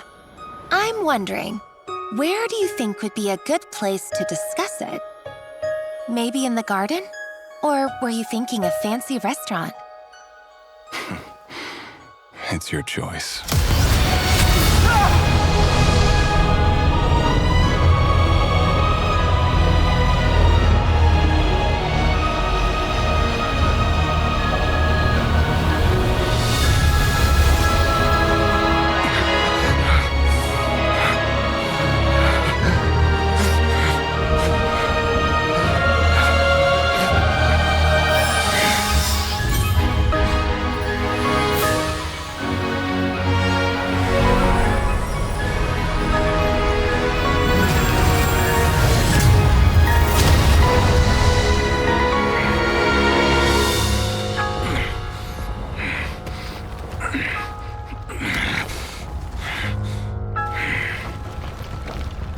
I will find you. And then, You can give me your answer.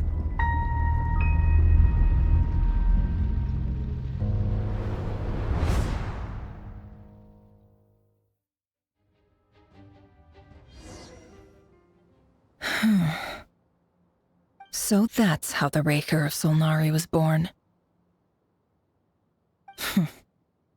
A monster created by circumstance is a monster all the same. Viewing other people's thoughts for too long can get uncomfortable. Right now, I'm feeling a strong sense of loathing. In a nutshell, the story of Conria is what happens when the truth falls by the wayside. Everyone tells little white lies, and before long, you have a huge pack of lies that destroys everything. Phew. Time to get back. His past is filled with sorrow, but the tale of any fallen civilization is one of endless tragedy. Cruel as it may be, that was Conria's fate.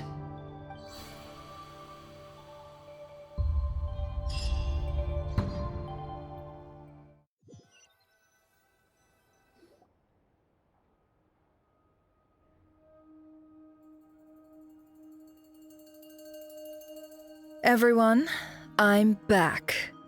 Can I get a standing ovation? Never! How are you holding up? Feeling okay? She's fine. Boss is a pro. Yes, I'm fine. You will have seen the events of Rarir's life through my thoughts. It's now clear that he is just a regular nobody, driven by personal tragedy, as he said himself. I mostly agree. There's only so much we can know about him from his memories alone, but they did give us a clear glimpse into his life in Conria. However, I would not consider Rarir to be a nobody. He was deeply involved in the events of that era. Yet, when the catastrophe of a generation strikes, nobody is safe. Sounds to me like you're speaking in riddles again.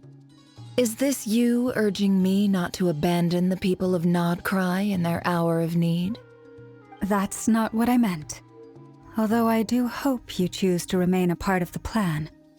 Without you, the mission ahead will be all but impossible. Then try to remember that I respond better to the carrot than the stick, and I don't appreciate being bossed around. Now, as for you, Missy, you were excellent. You stuck to the rules of the ceremony and kept your mouth shut the entire time. Bravo. Cool. So, can you fill me in on the deets now? Most of what I saw went right over my head. Patience. You'll hear the whole story, don't you worry. But let's meet up with the others first. It will save me narrating it twice. Yehoda? Yes, boss. Let me get that door for ya. That's more like it. For a moment there, I was worried you'd forgotten about the first clause of your employment contract. Forgive my curiosity, but what does the first clause say? It says I gotta do the annoying stuff that boss is too lazy to do for herself. Like opening the door, pouring the tea, yada yada. Is that right?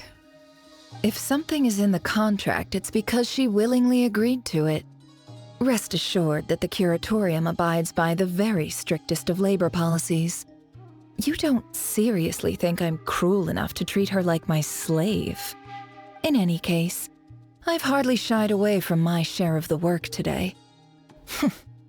Hope I don't catch Flintz and Varka lounging about in their chairs, enjoying a leisurely cup of tea. There's nothing I dislike more than other people enjoying themselves while I'm hard at work.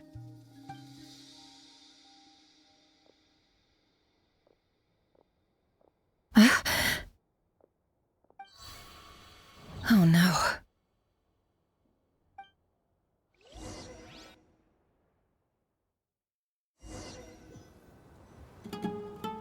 Sorry to disturb you, but we seem to have run into some trouble. Evidently so. Don't worry, I'm not about to leave you to fend for yourselves. I'm not that kind of boss, and it would go against the Curatorium's labor policy. I'm sorry. What did you hear me say? I wasn't talking about labor policy. Wait.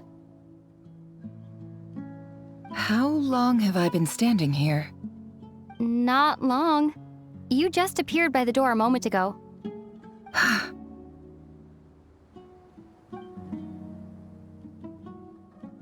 Boss, what's wrong? You look like you've seen a ghost. We've been tricked. We never left at all. Somehow I hallucinated that whole scene back inside the office. Hallucinated? But how? How indeed. This place should heed my will alone. All thoughts and actions that occur in here are just a result of pawns moving across the chessboard in a carefully calculated manner. And nobody has access to this chess set but me. So you control everything in here? More or less. But yes, it's a special technique of mine. Has anything like this ever happened before? Only once. It was the first time I used the chess set. Is there any similarity between what happened then and what's happening now? I suppose my thoughts are a little turbulent, which was also the case my first time. Is there anything I can do to help? The first clause of your contract clearly states that I only need your help with things that I'm too lazy to do myself. Meaning you're not feeling lazy right now? Meaning this is not something Yehoda can help with. The chess set is a personal treasure that I alone understand. I must be the one to find our way out of here. Boss, it's fine. Really. Let me do something useful. Oh, listen to you. Whatever would I do without you, Yehoda? What? Really? Yes, really. Where would I ever find another employee as obedient and servile as you? God forbid anything ever happens to you. Oh, okay. Well, anyway, I was thinking of fetching some water. There's gotta be a source around here somewhere. I suggest everyone finds someplace comfortable to take a rest. We gotta conserve our energy. Even though all this chess malarkey doesn't exist in a physical sense, mentally speaking, it's all real. And so is our tiredness and fatigue. You don't want to dismiss mental fatigue. Just because it isn't physical doesn't mean it's any less serious. But anyway, I got your backs, so don't worry about a thing. Don't I have the best employees? Jealous much? If we can find a suitable time, I'd love to borrow Yehoda for a day to help out at the Frost Moon Scions. Would you be amenable to that, Boss Nefer? Oh, Lauma. Have I ever told you just how pretty you are? Beauty runs from the tips of your antlers to the depths of your imagination. Time to rally, everyone. Follow me. As we continue our journey, the same rules will apply. That means stay focused and no talking no matter what we encounter. And don't disturb the chess pieces. You have my word that I will get us all out of here.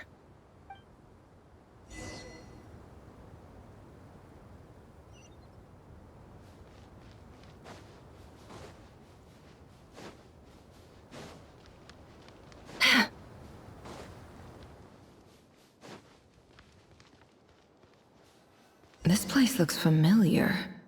That's not a good sign. There's someone up ahead. Time for a little chat.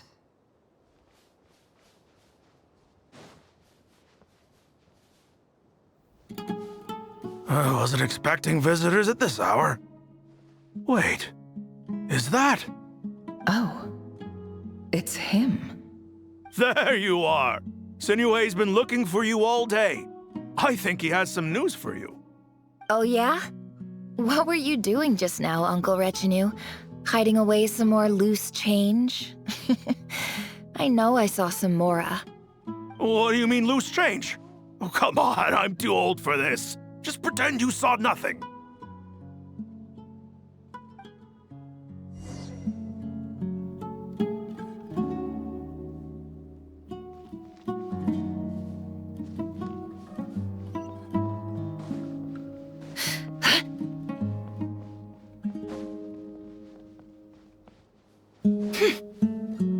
Hey, kid. Mind telling me what Sinnohe's been up to recently? I'm trying to get in his good books and I need a way in. Get in his good books? Why? What do you want with my dad, Uncle Apepi?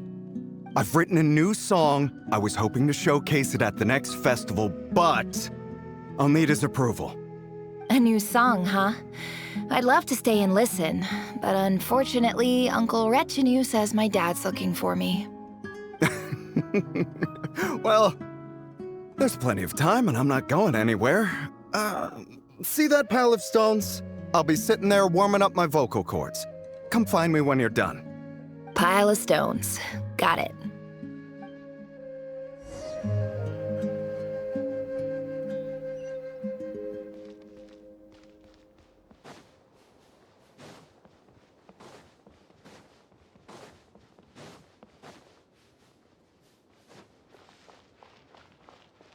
Hi, Dad.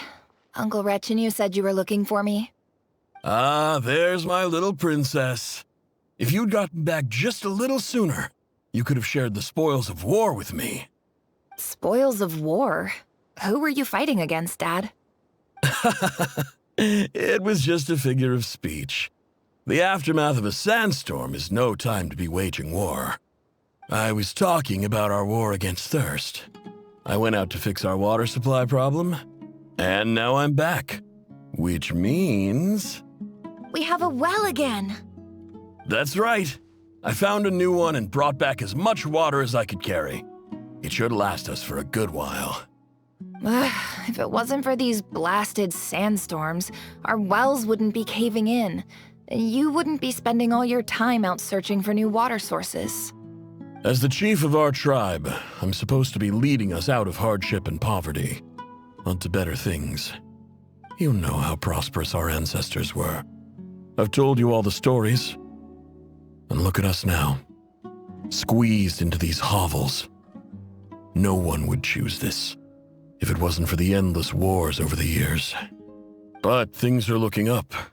I started working with some folks from the academia a few months back. They gave me some contacts in return for my assistance in the desert. So you're the academia's helper now? Special ambassador, they call it. Think of it as a partnership. It's nothing bad, okay? We've been isolated here in the desert for too long. Seeking opportunities elsewhere is the best thing for us, and the fastest way to progress. So, do you get anything good out of being a special ambassador? Of course. My luck's improving all the time. One day, I swear I'm gonna lead us out of this place. We'll find somewhere new. Somewhere better.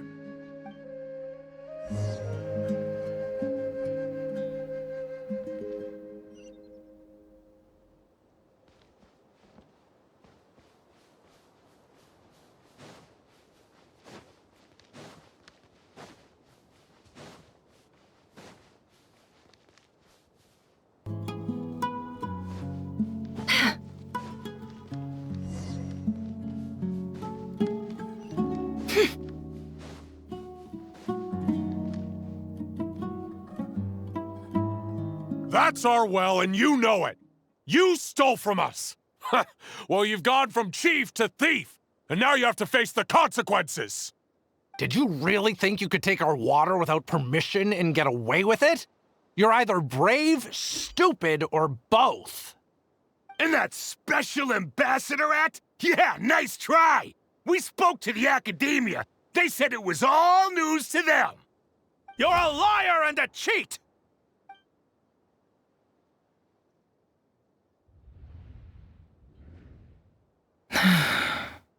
I heard Yehuda gasp, but I don't blame her. Most people are terrified by the sight of blood. Corpses strewn across the ground. The wounds are clearly from scimitars and daggers. the desert dwellers' weapons of choice. There's a handwritten note on the ground. Let's see what it says.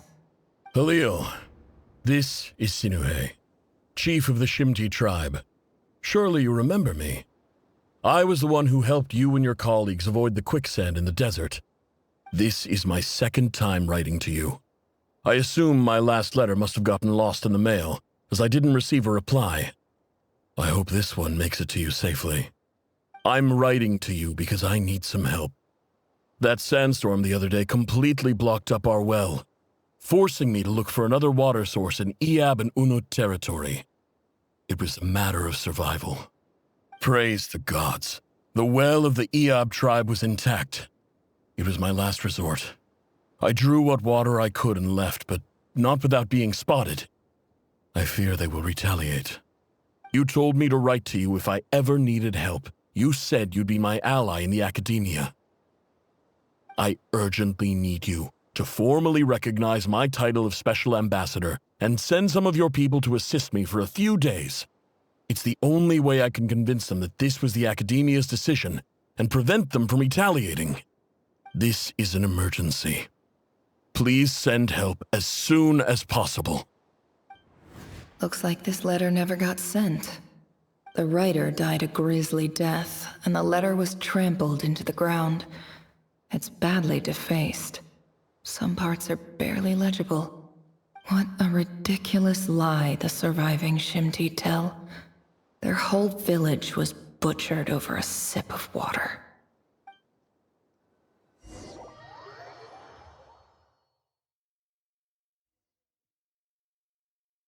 Ah, officer. Welcome. Welcome to our humble village. I thought you would at least have the courtesy to provide some respectable libations. This is the finest wine Aru village has to offer. I promise.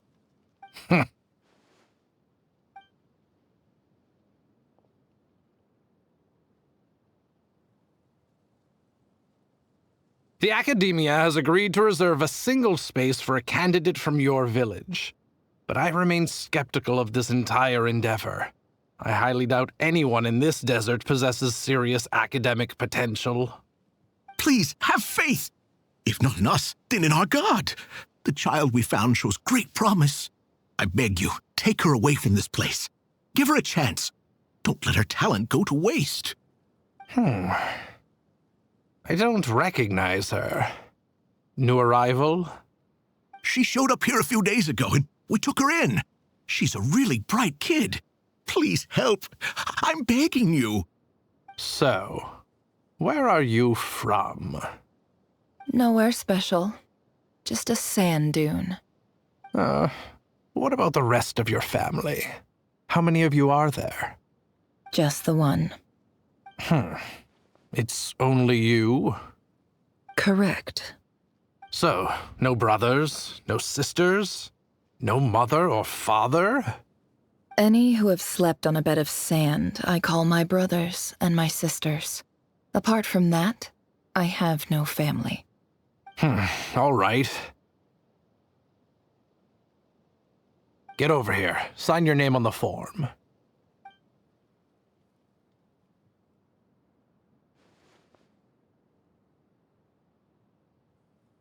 Never? You're rather fair-skinned for a desert dweller.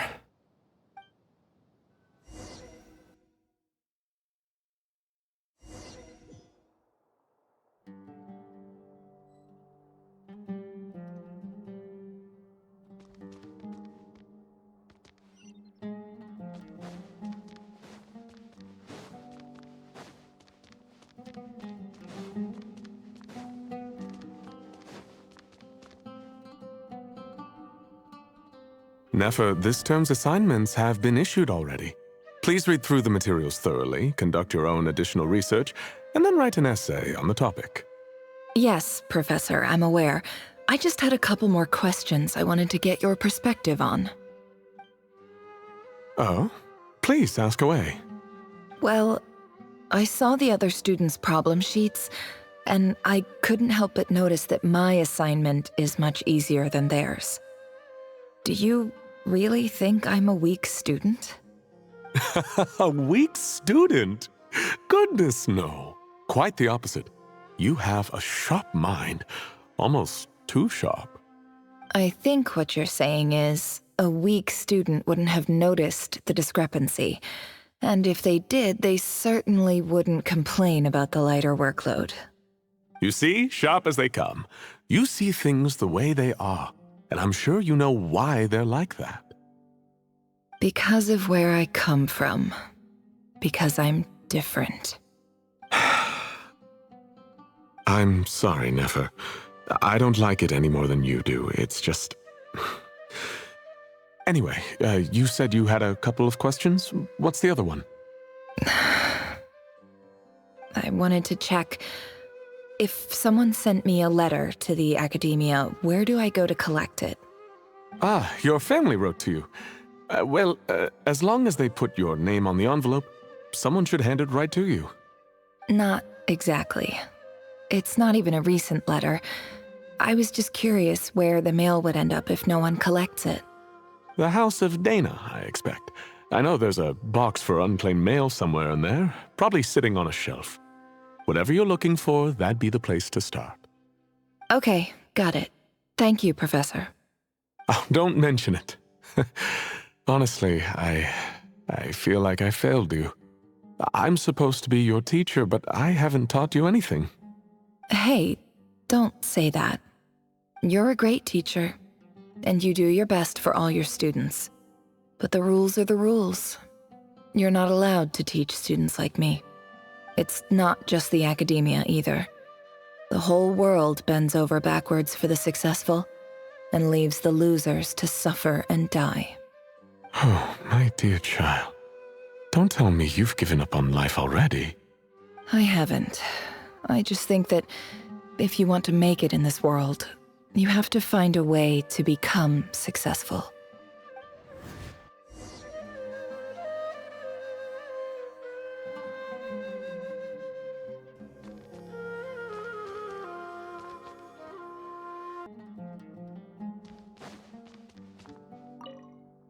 This must be it. A big cardboard box full of unclaimed mail.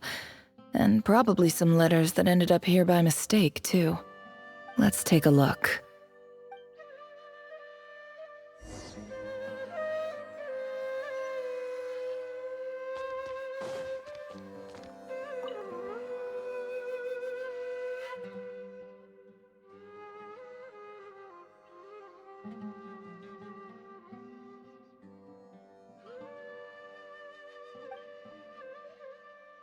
A dilapidation survey from Port Ormos. Looks like it's from a Core of 30 representative. What a strange thought. A bunch of mercs losing sleep over rundown buildings. This one was never even opened. I guess the recipient didn't care what the Core of 30 had to say about anything. Who was it addressed to? I don't recognize the name, but it must have been a Kasharawar professor.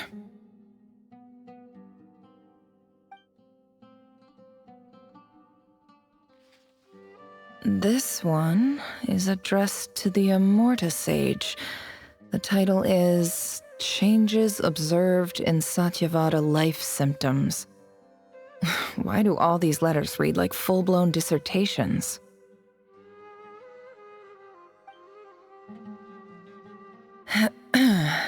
Guided by the incense, we became lost somewhere in the forest. All the barriers between levels of consciousness disappeared as our minds soared around in circles, looking for a branch to seek refuge on.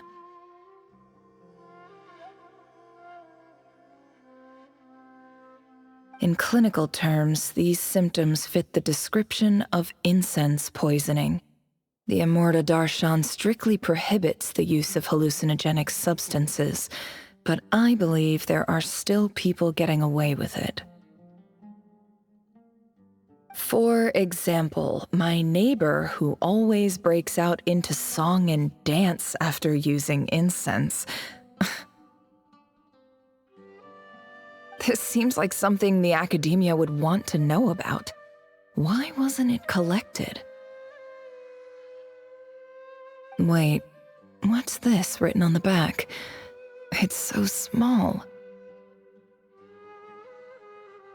The note says, "The sender authored this letter while under the influence of mushrooms. I would send it back, but no return address was provided. Stamped by the Grand Conservator of the House of Dana."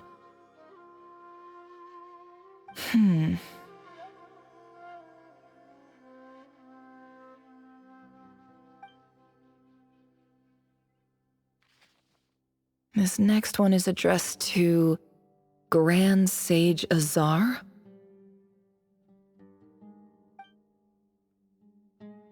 A few words of protest regarding recent changes in Sumeru's educational policy.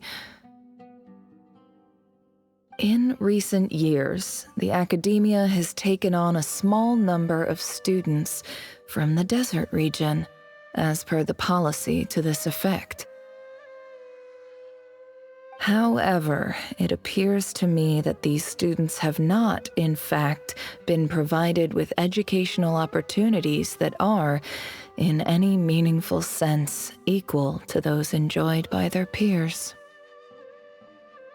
As well as receiving dumbed-down assignments and perfunctory tutoring, they do not even have full access to the Akasha system. Education is the fundamental purpose of this institution, which should go without saying in a nation whose founding virtues are knowledge and wisdom. I ask you, is the lip service we pay to the policy of education for desert students truly the standard of pedagogy to which the academia aspires? As Grand Sage, policy decisions are your prerogative, but do not forget your roots. You and I were once students too, as was everyone else in this institution. I do hope you will give some serious attention to this matter. I encourage you to discuss issues like this with myself and others, and listen to some alternative opinions. Great letter. Shame it didn't get to where it needed to go. And the sender is... Sage Cyrus of Spontamod. I didn't realize anyone else even knew how bad students like me have it in this place. So this is where letters from the Sage of Spontamod end up? Nice one, Grand Sage. Really enlightened leadership.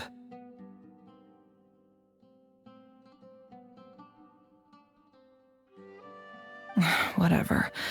This isn't what I came here for. Moving on. I'm not exactly holding out hope that a letter sent from the desert would even make it here. But if it did, where else would it end up if not in this box? I can't believe how much discarded mail there is. Must have been years since someone last went through it all. And this is just one box. The whole House of Dana is boxes on shelves. I don't believe for 1 second that any human being has sat down and read through all the documents in this place. Who has that much free time on their hands?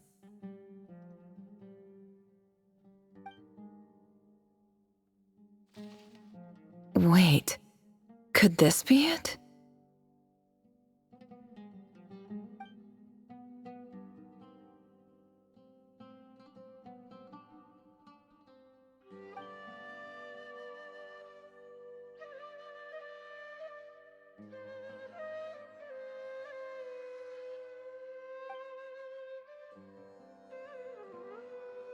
Greetings, Halil. My name is Sinuhe, chief of the Shimti tribe. I was the one who came to you and your colleague's aid when you ran into trouble in the Great Red Sand. I don't know how well you remember it now, but I brought you to safety and gave you some water and other supplies. You seemed very pleased and told me your name. In my tribe, learning a person's true name is serious business, and I therefore see you all as friends. You were kind enough to leave your contact details so we could stay in touch. The Shimti tribe lives a harsh, nomadic existence in the desert. You were sympathetic towards my plight, promising to make me a special ambassador of the academia and help us find a way to make a better living. This brings me to my reason for writing. Our tribe has fallen on particularly hard times, and I would like to ask for your assistance.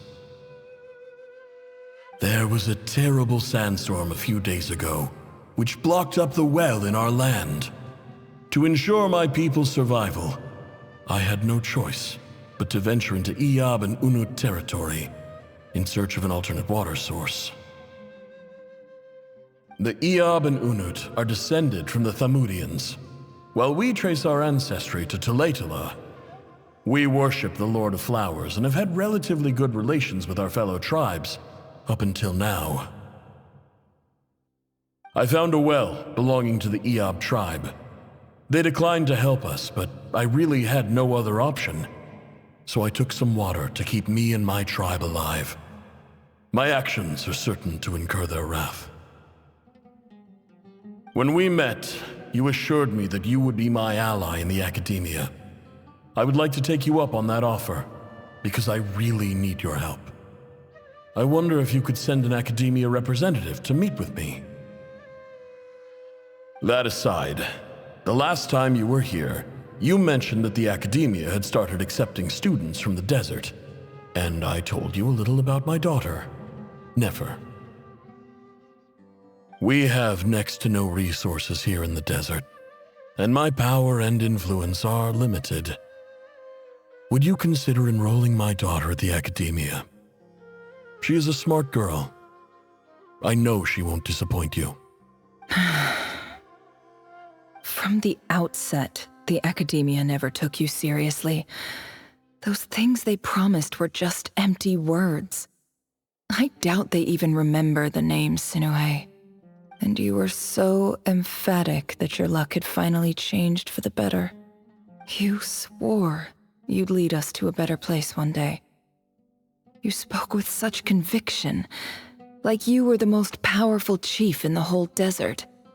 You liar. You lied about everything. You promised the world and delivered on none of it. And who fell for it? Just me, by the looks of it. Despite your best efforts. Which makes you a pathetic liar.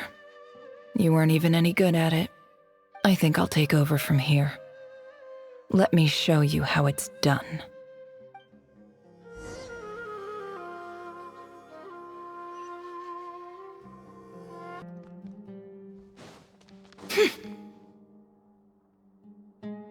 I just came to say goodbye. Thanks for everything you've done for me in my time here. Nefer? You packed your bags. Where are you going? I'm quitting. Something's come up in my hometown. Gonna head back and deal with it. Huh? But this was a hard-won opportunity for you. You know that better than I do. It was, but it doesn't matter. I have more important things to deal with and they can't wait. Oh, and I didn't want to overfill my bags, so I left some incense on your desk.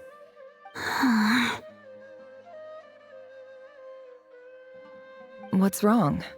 I thought you liked incense. Although, I did read somewhere in the House of Dana that it has hallucinogenic effects. Don't use it all at once, all right? Isn't this the stuff you brought from your hometown? You're just letting me have it? But you said it's a rare and valuable commodity. Yeah, about that. I lied. It's not rare at all. There's this bunch of ruins near my hometown that are practically overgrown with this plant.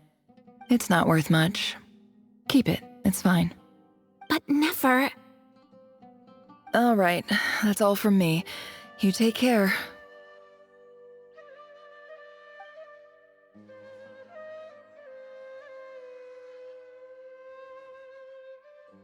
Don't forget me, okay? I mean, we're more than just classmates, right? We're friends. Yeah, I'll remember you. I lied again. That incense is worth a fortune, and it's a rare find even in those ruins. And as for remembering her, I have far too much to do when I get back. No time to reminisce. I'll be lucky if I even make it through this alive. But either way, I expect I'll forget you pretty quickly.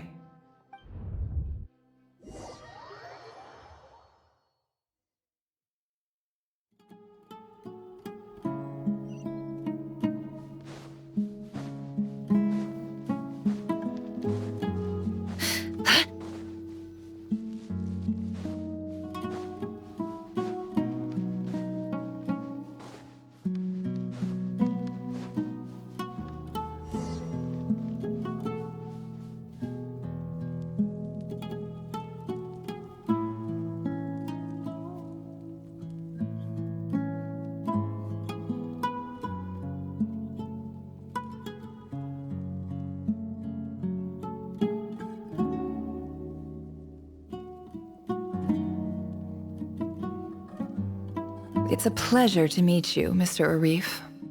So, what does the Academia want? Since they've sent their special ambassador, I assume there's a big business deal to be made. If not, I'd be very disappointed. Please, sir, lower your blade.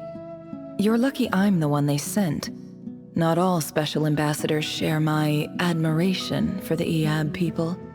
The ever-shifting balance of power in the desert reduced the once great civilizations of this region to rubble and sand. But the story of the Iab has a very different trajectory. Others grew weak, but you grew strong, beginning in obscurity and moving to prosperity. You're the only ones who defied the trend. Huh. So, you do know who you're dealing with? This well is the perfect symbol of your strength, is it not? It used to belong to the Unut, but it looks like you have control over it now. You're not wrong. But I'm sure you didn't come all this way just to flatter us. Of course not. I came to bring you some very good news. Some information that recently came to light, which might just be your ticket to freedom. Records uncovered by the Vahumana Darshan show that a certain well currently under Iab control is built on top of some ancient ruins. These ruins are of great archaeological interest to the Academia. I checked the map carefully on my way over here, and I'm confident that this is the well in question. The Academia is offering 50 million mora in return for excavation rights. 50 million? No, wait. If these ruins are as important as you say, 50 million's a little low, don't you think? Don't get greedy, Iab. We know far more than you think. We know that you seized this well by force. Wasn't that the first step in your rise to power? To drive away the Unut and steal their water supply? So what if it was?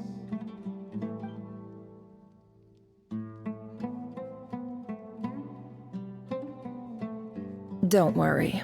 As unscrupulous as it was, it's something we're willing to overlook. The Academia is only interested in dealing with the de facto power holders in the region. I hope I am making myself clear. And I hope your words are the truth. If I find out the Academia is trying to play me, I'll hunt down every one of your people and make you watch as I cut their heads off one by one.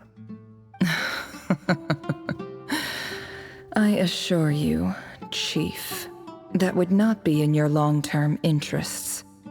You don't want to make an enemy of the academia. You see how I'm dressed, don't you? I appreciate that you've never been to the rainforest, but surely even you recognize an ambassador's attire when you see it. And what does a barbarian like you have to lose anyway? You really think the Sumeru Academia would bother to come all this way just to lie to you? We have more important things to worry about. All right, I take your point. The Academia is the highest authority in the land. I'm sure you're trustworthy people. In that case, we have a deal. We will sell you the excavation rights. I'd like to thank you, Ambassador. This is good news indeed. Excellent news. In fact, it calls for a celebration. Would you do us the honor of staying a while and enjoying some Iab hospitality? Gladly. I am partial to wine myself, and I trust you are as well. So let's indulge in a few drinks together, in celebration of this momentous occasion.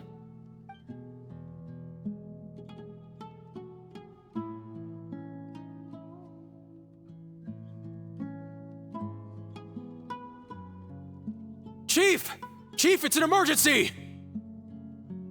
It's the Unut. They've taken the well. What? Well, don't just stand there. Take it back. Yes, Chief. I have every confidence in the Iab's military superiority, and yet... Well, what is it? The Unut's response was alarmingly fast. The day after we reach a deal, they seize the well. This can't be a coincidence. Perhaps there is a traitor in your midst. I don't think so. I am obliged to remind you, Chief, that the Academia will only deal with the de facto power holders. If you cannot regain control over the well, I'm afraid you won't see a single mora of that 50 million. No! Please, Ambassador, just give me some time. I swear the Unut will not get away with this. That well is ours, and so is the mora. Glad to hear it. I will wait here for an update. If there is a traitor, I will find them. In the meantime, make yourself at home. I'll report back as soon as I have an update. Much obliged. Wow. All it took was a few words and I've got him wrapped around my finger. What an amazing feeling. So, in summary, Ambassador, the Academia would rather negotiate with our tribe instead of the Iab, yes? The Iab are ruthless murderers who don't listen to reason. And now they have the gall to interfere in our research projects in the desert region. So let me ask you, Chief, if you were the Academia, what would you do? Kill them all, of course. Precisely. The Academia does not tolerate those who stand in our way.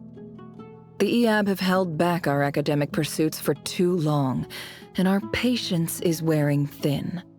At the same time, there is simply no way that the Academia can be seen to be intervening in desert affairs. I'm sure you understand where I'm coming from. We have our own rules out here. If the rainforest dwellers raised arms against a desert tribe, it'd start a bloody war. Right. We can't confront them ourselves, but we can support their enemies. The Unut have always had strained relations with the Iab, which makes you our natural allies. Natural allies. Weren't the Iab your allies once? You were quick to send them after us to protect your interests back when we stole that water. And now look at you. You're at each other's throats. Let me be clear. The Academia wishes to collaborate with the legally recognized rulers of the desert in this matter. We are asking for excavation rights to that well, and our offer is 50 million mora. Say no more. I believe we have an understanding. Good. Then I suggest you get to work. Get us access to that well, and the more is yours. You see, Dad? Lying is easy when you know how. People will believe anything.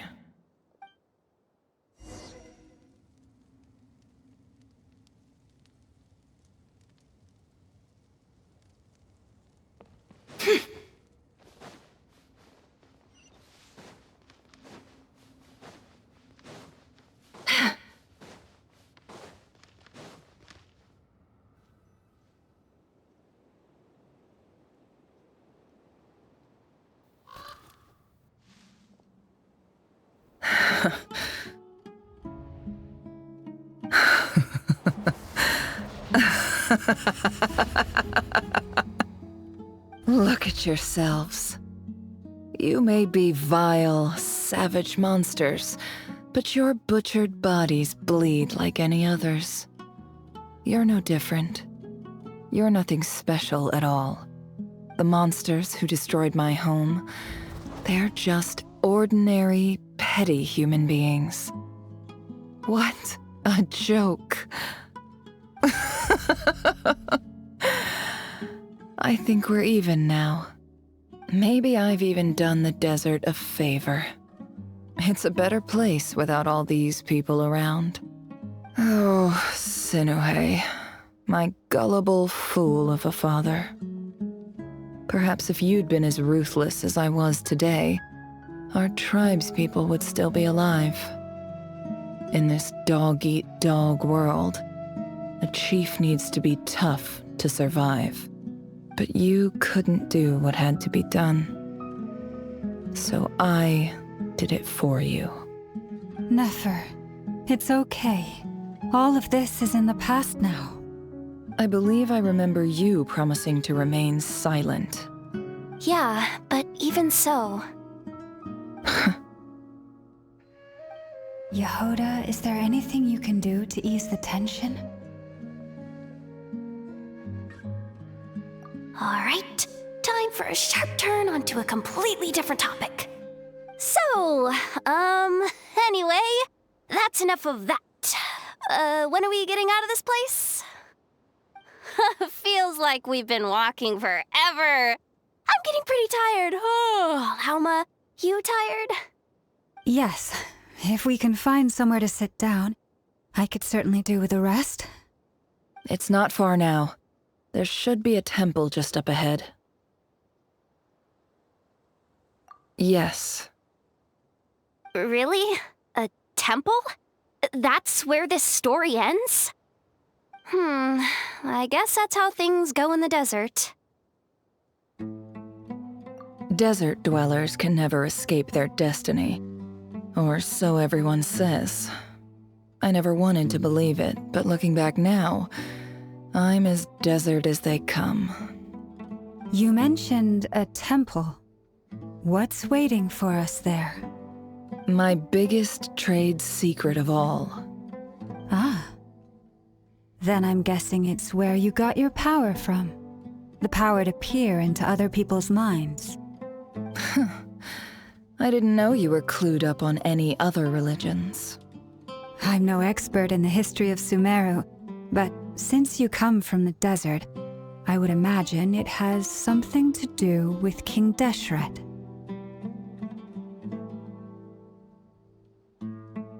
Sounds impressive.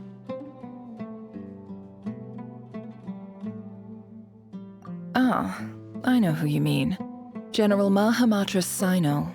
The spirit of Hermanubis dwells within him. That's Boss Neff for ya. She knows everything. Sino's hardly a figure of obscurity, but I know about Sethos too. What about him? Is he a big deal or something? Well, he's not a small deal, let's put it that way. Please, this is the bare-bone basics. Save the flattery. Thanks for your patience, everyone. I'm sure it's been a lot to take in. With any luck, that's our exit just up ahead.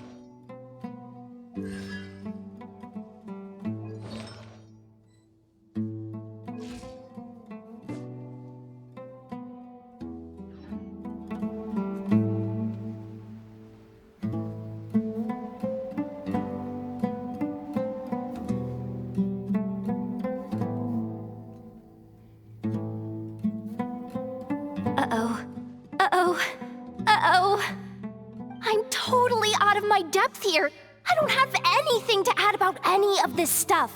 Like, look at that statue, for instance. I want to do the whole name-dropping, this girl knows her stuff thing too, but I've never seen anything like it before. A statue with the head of a bird. That's Thoth, the Ibis King, one of the 7 pillars of King Deshret. The legends say that he, the Crocodile King, and the Goat King were the 3 retainers of King Deshret. Let's take a look.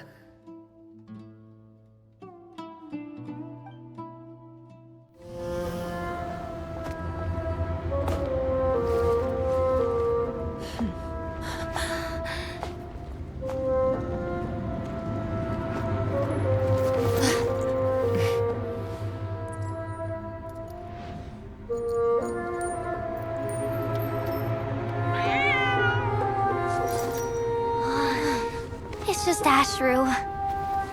So, all is well?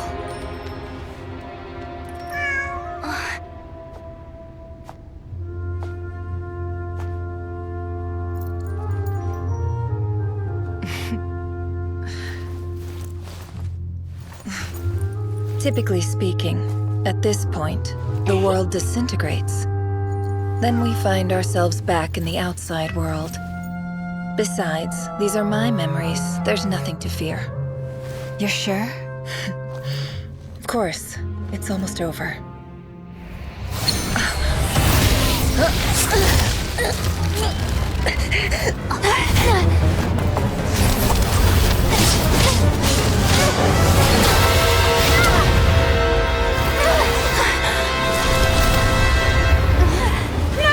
Hold on!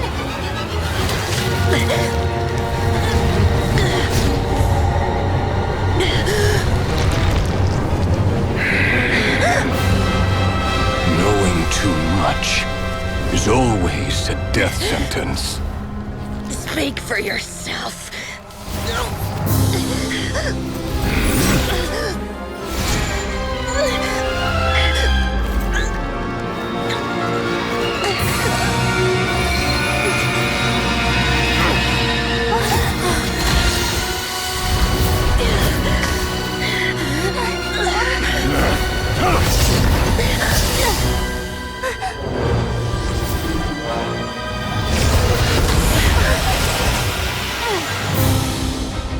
How repulsive.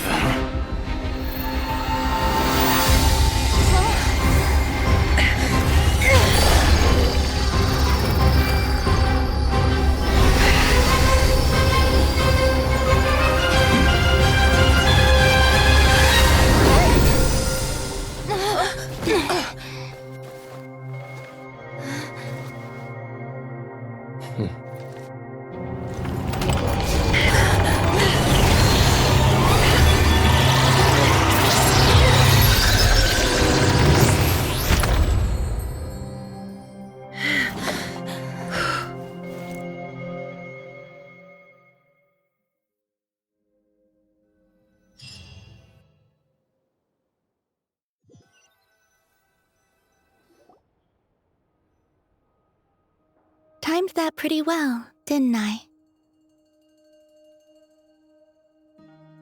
It's okay. I'm just glad no one was hurt. Paimon noticed you doing something too, Dainsleif. Were you helping get them out? Of course. When I asked Nefer to conduct this investigation, I was not naive to the dangers involved. I had a duty to ensure your safety. Good to know your sense of justice is still intact after all these years. I take that to mean that you saw the truth. That comes as a great relief. I certainly did. And thanks to your help, I also managed to trap Rerir inside the chess set. Whoa, really? How'd you manage that? Well, to be honest, I sensed that something was wrong long before we made it to the temple. By using this fragment to probe into Rerir's past, well, the monster formerly known as Rerir, it seems I alerted him. I was tracking him, then he caught on and started tracking me too. Can't say I'm surprised. But how did he track you through your thoughts alone? That shouldn't be possible. Rerir was a secret agent who reported directly to the Vinster King. He is an expert at finding a trail and hunting down his pursuers. No wonder. He infiltrated the chess set, read my thoughts, and built a new virtual chess set inside of it. That's why we weren't able to leave at first. Speaking of your chess set, it's quite a remarkable item. Would I be right in thinking you have some connection to King Deshret? You overestimate me. I only have a connection with one of his underlings, the Ibis King. You all saw how this came to be. A long time ago, the Iab massacred my tribe, the Shimti, in our home village. A few years later, I enrolled in the academia, where some new information came to light. The Unut and the Iab fought a bitter battle over the rights to a well, all for the sake of a non-existent 50 million mora. The Iab ultimately won that confrontation, but their victory came at the cost of almost every warrior in the tribe. The final blow to the Iab came at the victory feast, when an Unut assassin beheaded their chief right before my eyes. The remaining Iab fled and have been scattered to the winds ever since. Having gotten my revenge, I returned to my hometown, where to my surprise, the nearby temple was still standing. There it was, seemingly immune to the relentless hostility of the desert, while my tribal home lay in ruins. As I stood there gazing at the temple, I noticed a cat just outside. This cat, as it turned out, was home to the spirit of the Ibis King. He led me to a gate deep inside the temple, and there he made a deal with me. This chess set is my gift from the Ibis King. The chessboard within is made to the same specifications as the one in the mausoleum of King Deshret, and represents his power of piercing analysis. With this chessboard in its container, I gained a certain ability to perceive hidden secrets. Now, you could conclude that the Ibis King simply wanted to give the people of this world the power to seek the truth, but I don't believe that's the full story. Every god plays favorites. Their hearts are as fickle as any human's, full of secrets, perversions, egotistical tendencies. But precious few gods are willing to admit this. It is the same with all powerful forces, including fate itself. Their gaze falls preferentially upon a select few. As you rightly point out, this is an act of favoritism. If you're alluding to the Abyss, then yes, I agree. Gather the others. It's time to share everything I've learned.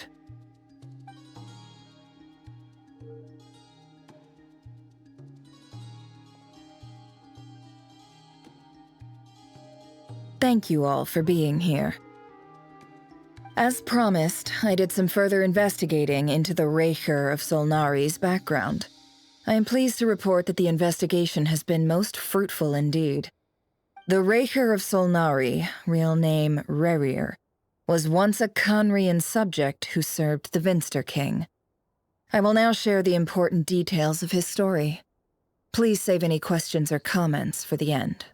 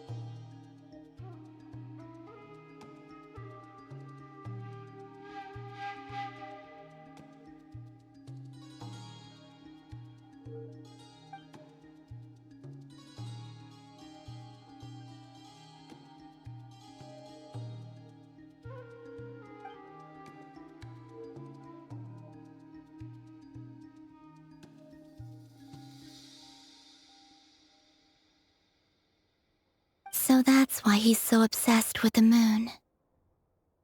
A tragic tale, to be sure. But it does not excuse his many transgressions. No matter how much Rerir suffered in the past, the fact remains that he is what we know today as the Wild Hunt, wreaking havoc upon innocent lives in Krai. He becomes more dangerous with each passing day. If left unchecked, it is simply a matter of time before all of Tevat suffers the consequences. This is a threat that the Knights of Favonius cannot ignore. A question for Miss Columbina.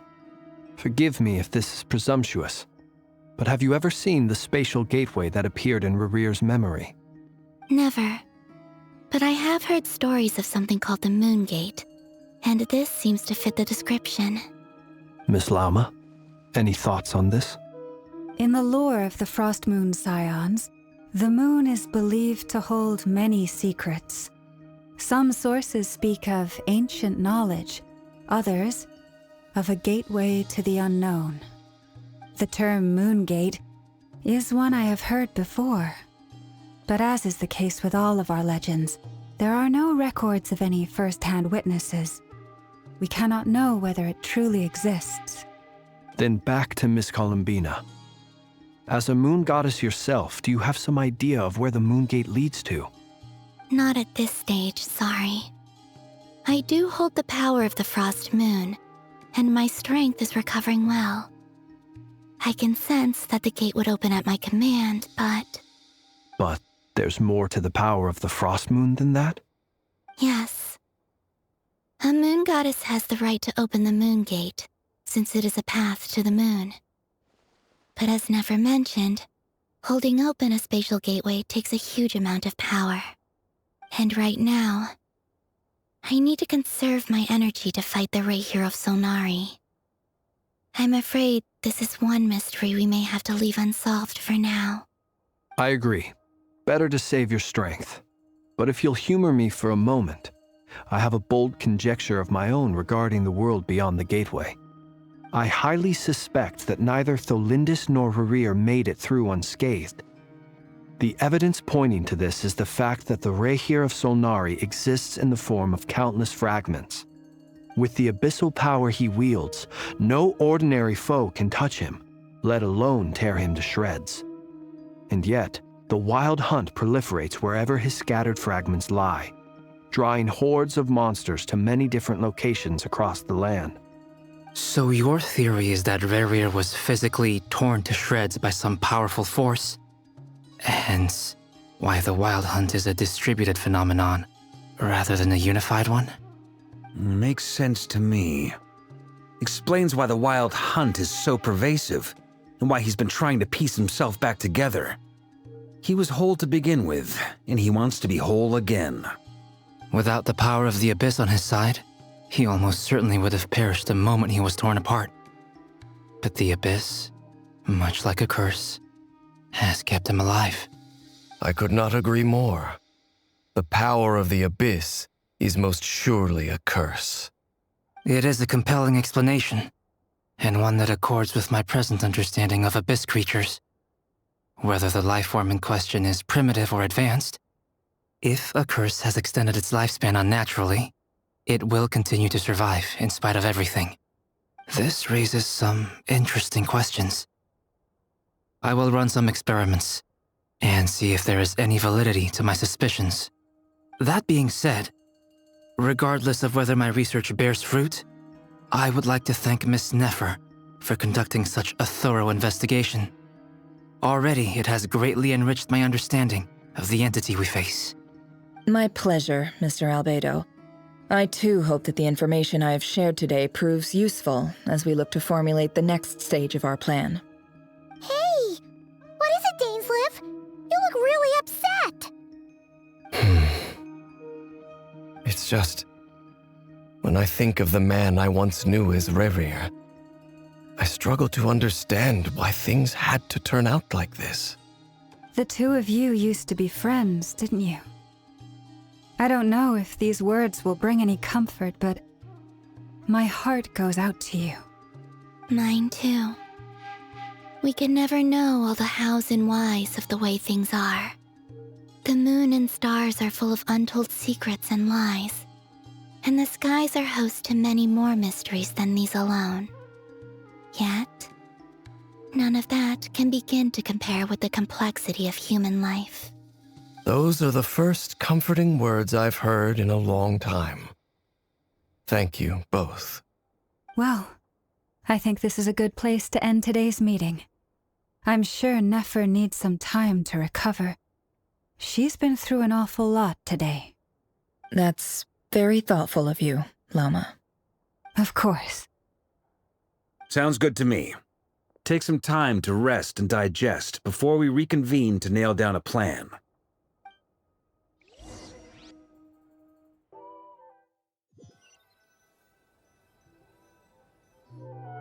Hey, is this a bad time? Hope I didn't kill the conversation.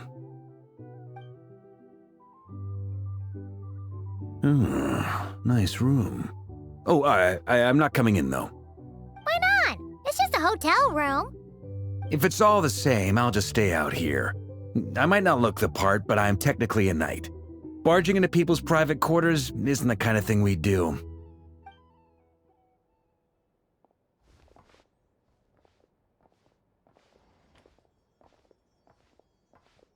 Anyway, Nefer went back to the curatorium to get some rest, but before she left, she shared some things with me that I thought you should be aware of. Firstly, although she managed to trap the Raker of Solnari inside her chess set, there's no guarantee that the power of the Ibis King is any match for one of the 5 sinners. Their powers are beyond our comprehension. It's only a matter of time before he finds a way to break out. We have to come up with a plan and take care of him before that happens. Honestly, my mom figured that might be the case. So, how long have we got? Well, I asked her that same question. She talked for a long time, but for the most part, it seemed like she was trying to convince me how precious her chess set is, and what a long and storied history it has. It felt like some kind of sales pitch, you know? The kind where you end up handing over Mora against your will? Anyway, after all that, she finally answered the question. 2 days, at most. 2 days? Holy moly! Can we even recruit enough help in that time? That remains to be seen. Which brings me to the second issue. Dainsleif is obviously conflicted about this whole thing. But given how little time we have, there's no way we can pull this off without his help. You have some history with him, right? Do you think maybe you could talk to him for us? Great. I appreciate it. All right, on to item 3. So, Albedo, Durin, and I put our heads together and came up with a plan. Can't promise it's gonna work yet, but at least it's a start. We figured we'd bounce the idea off you first. We'll explore it further once everyone's recovered. Oh, Paimon's dying to hear this. All right, so here's what we're thinking.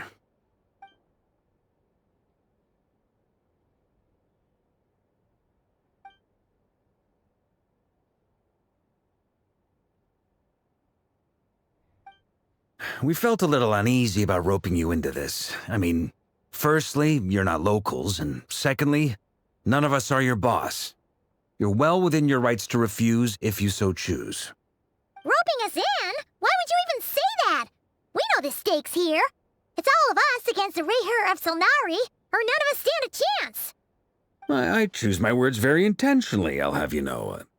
I like to think there's an art to striking a down-to-earth tone even when the stakes are through the roof. Sir Varka, I have a few thoughts about this plan. I'm all ears. I think we can be more flexible with how the roles are allocated. In my view, the most sensible lineup would be like this.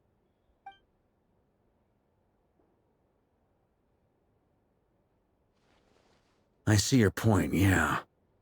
But if that's how we're going to approach this, you'd better make sure you're ready. To be clear, I don't doubt your abilities. Far from it. I just want to make sure. Are you really willing to take all this on? I want to do everything within my power.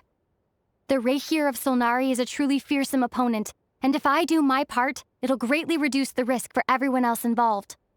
Well, that tracks with what I've heard. Jean's mentioned in her letters that you're so diligent it's almost abnormal. As in, most people weigh up the risks and rewards in situations like this. But you seem to just march towards danger without a moment's hesitation. Of course, everyone appreciates a fearless pioneer. But all that aside, I'm the Grand Master of the Knights of Favonius, and you're our honorary knight. I want to make sure your courage doesn't come at the expense of your safety. Thank you, Sir Varka. I should be the one thanking you. It means a lot to have you on board. I'll give some serious thought to your suggestions.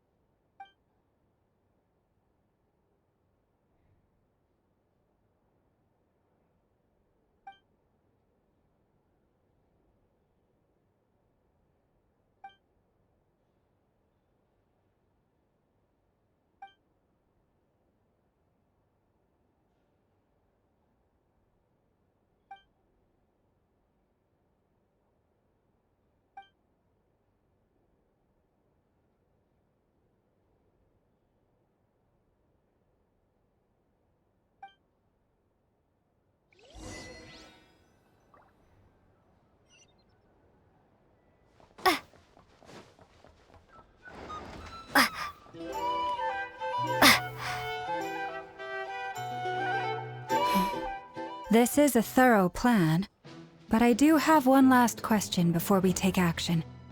How can we be sure that our enemy won't leave the designated area? Great question. Albedo's been hard at work analyzing Rerir and the Wild Hunt's behavioral patterns. His conclusions are as follows. Firstly, from the earliest known confrontation until now, Rerir has never displayed any ability to manipulate the dimension of space. So it's unlikely he has any power in that domain. Secondly, he seems to have a particularly strong vendetta against our group. If we put him in a fight-or-flight situation, he'll choose to fight every time. Thirdly, finally, and most importantly, he is consumed by hatred, both for the moon and for his enemies. Turns out, we tick both of those boxes. We have a reincarnated moon in our ranks, and a spy who accessed his private memories without permission. He'll be baying for blood, not looking to escape. As someone who's had their fair share of interactions with the Wild Hunt, those all seem like valid observations to me. Understood. Then I will defer to the verdict of the group. Well, everyone, that's the plan in full detail. Albedo and Durin are carrying out their part as we speak. Plan approved. Scheduling. Okay, any firepower you need, I got you covered. Let's light this baby up. The Frost Moon Scions are behind you as well. And the rest of you?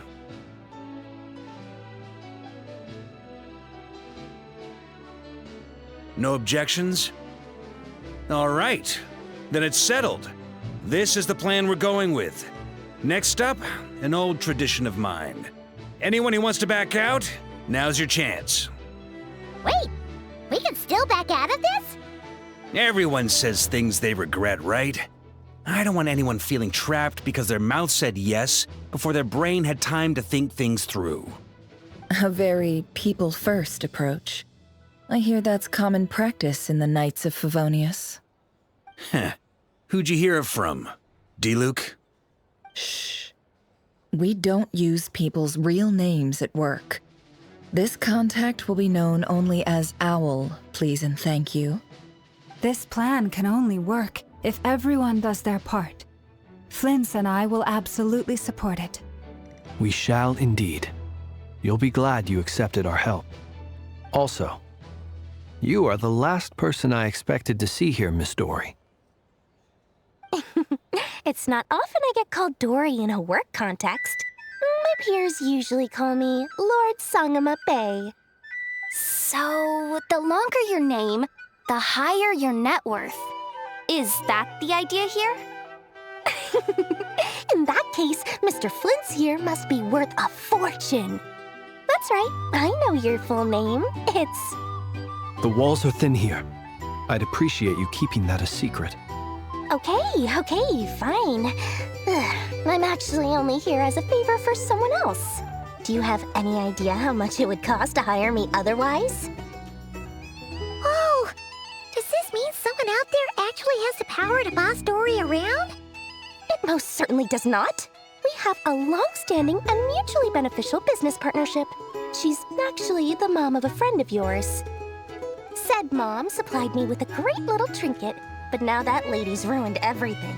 If I don't start building a little goodwill now, my whole business in Krai is gonna go down the drain! Okay. So what exactly is so special about this pendant? It's a lucky charm that a great mage made for me. We have a business relationship, and she was worried that something bad might happen to me.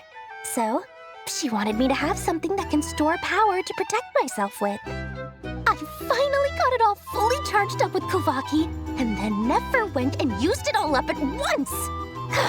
Never lost so big in my life! You're right. It was all my fault. I didn't mean to drain all the Kuvaki in the pendant, but I'll make it up to you. You will? Well, in that case, how about you give me your chess set, and we call it even? I knew you'd say that. Well, it's yours if you want it.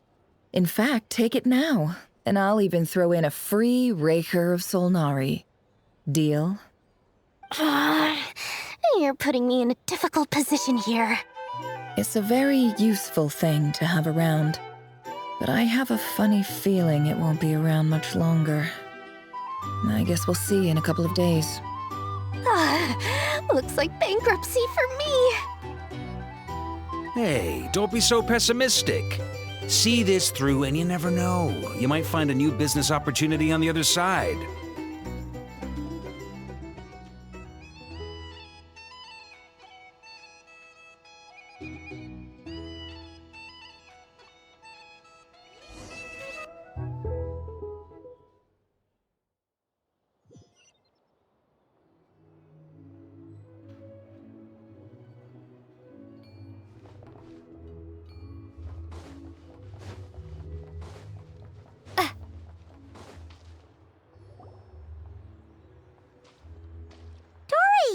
How are things going?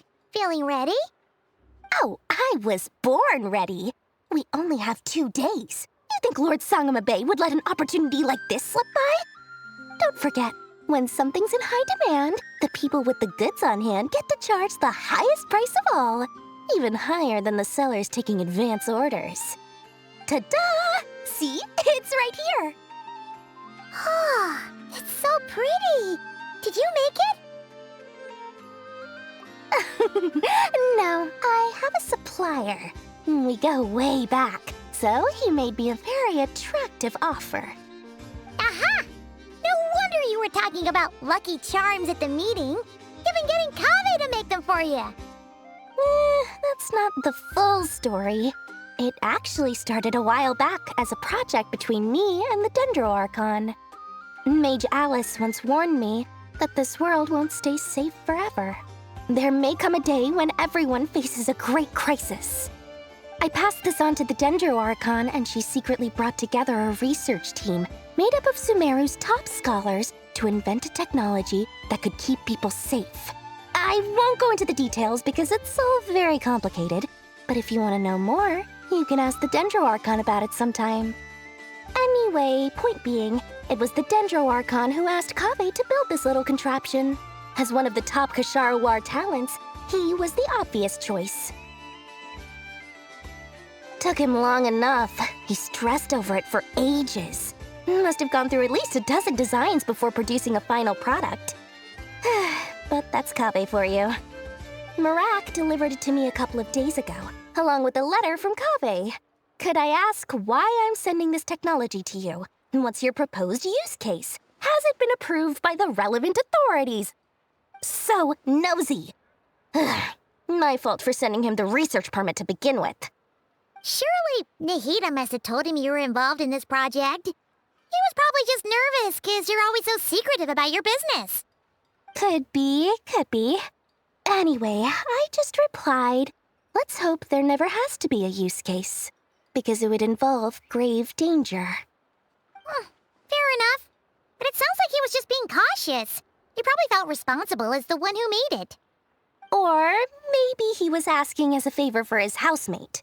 He's done that before. Not sure why, though. His housemate doesn't seem to really care that much about this kind of stuff. Either way, all's well that ends well. I'm just glad to finally have my hands on the product. I wouldn't want to be without it, given the potential dangers that lie ahead. Huh? What does that look mean? Paimon's just super surprised. This must be the first time we've ever seen you actually get serious about something.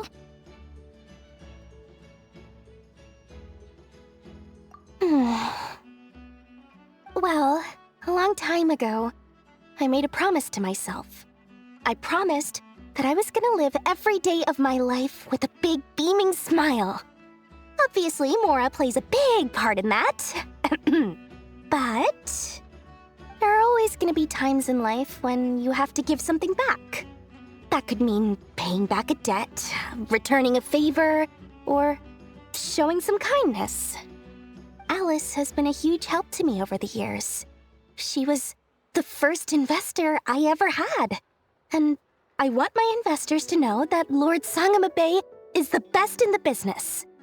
And more than that, no one knows what the future will bring. Whatever happens, I want to make sure the Dendro Archon and all of Sumeru is prepared to face whatever comes.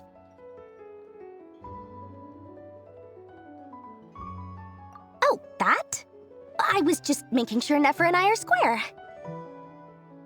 Don't be thinking it was some sort of benevolent act. I'm no saint, so don't treat me like something I'm not. My priority is doing the business that I want to do, so long as my conscience lets me, but it usually does. That's the Lord Sangama Bay business model. All right, if you say so. I do say so, and that's the whole point. I'm a businesswoman. Don't go trying to figure out what kind of person I am. You'll exhaust yourself. Much easier for everyone involved if you just take my word for it. Oh, and could you two help me get this stuff where it needs to be? Thanks so much. You're my favorite assistants.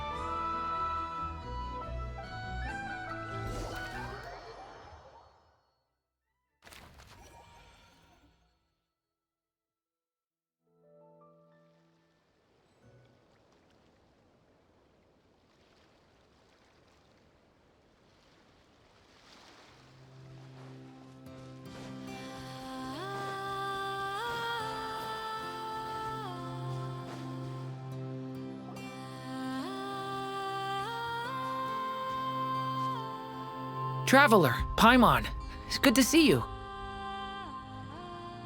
Everything going smoothly over here? Sort of. As you're probably aware, Varka, Diren, and I captured some abyssal creatures from the Wild Hunt. Per the plan, we dissected and analyzed some samples of these creatures. The process went very smoothly. The findings, however, come with some troubling implications. What? You can actually dissect the Wild Hunt? That depends on your definition of Wild Hunt and dissection. Harmless, lifeless. These words are accurate descriptions. The Wild Hunt is an interesting phenomenon. In and of itself, it doesn't seem to possess anything akin to a human personality. But taken as a collective, the medium through which the Wild Hunt is summoned does appear to have a soul. Master griped a lot about the wise Horoptatyr, and seemed somewhat fascinated with the foul Elegy. But she barely mentioned Rerir at all. I don't think that was because of his lower social standing, though. Anyway, it's a pity. I should like to hear her thoughts on the nature of the lifeform he has become today. It's a strange mix. The furious energy of an abyssal being channeled through a fractured physical existence. A consequence of being torn apart by an unknown power. Perhaps the only explanation for his survival in this state is that he sacrificed a degree of individuality in exchange for a continued existence. Oh, sorry. Once I get talking about interesting research, I have a tendency to go on indefinitely. Back to our research findings. Essentially, they confirm my hypothesis. Rerir's corpse is completely contaminated by the Abyss, and the effects are irreversible. You could think of this as Rerir in mutated form. But in my view, even that would be inaccurate. In reality, his whole being has been consumed by the Abyss. In other words, he is now nothing more than a manifestation of abyssal power. Unfortunately, at present, we have no means of completely eradicating abyssal power. Hence, we cannot fundamentally destroy the Rerir of Solnari either. Oh, that's terrible news! So, that's it? We can't defeat him? Not even if we get the power of the Three Moons? Miss Columbina's situation is a difficult one. She can never achieve wholeness when the world does not accept her presence. It's as if her creator banished her to a place she can never be accepted. It means she spends most of her energy just on her own survival. Given the circumstances, it's only natural to despair. But we must see this plan through to the end. Time to kick off the backup plan. Oh, Paimon almost forgot! This is for you. Dory asked us to bring it. Ah, how wonderful. Well, thank you for making the trip. Durin and I will be heading off shortly. I'm sorry I won't be there to protect you in person this time. Please be careful. All right then. Stay safe.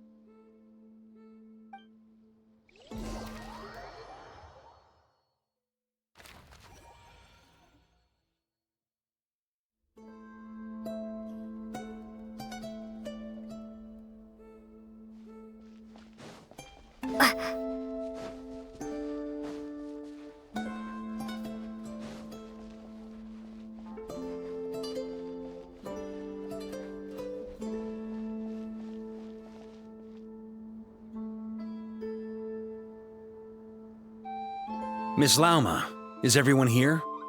Yes. The fate of my flock is in your hands, Grandmaster Varka. Please keep them safe. My lady, what are you saying? Within the next 24 hours, we will face the biggest crisis the world has ever seen. This is not a burden that we deserve to bear, but I believe that we reap what we sow in this life. So I intend to act. I must do what I think is right. For me, that means fighting for the future of Krai. This gentleman is the Grand Master of the Knights of Favonius, Varka, Knight of Boreas. In my absence, please follow his lead. Hey, everyone. Guess I should introduce myself. Well, to start with, I know my way around a battlefield. Biggest strengths are honesty and hard-workingness. Anyway, point is, I don't intend to let Lauma down. I'm gonna do everything in my power to keep every last one of you safe and sound.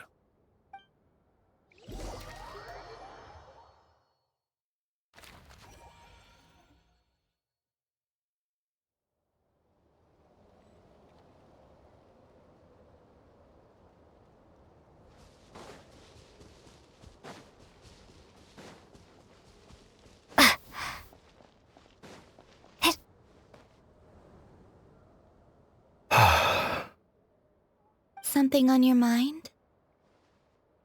Miss Columbina, was it? I believe that's how the others addressed you. That's right. Names are funny things. Have you always been called Dainsleif? Yes. I take it your own name has a more complicated history.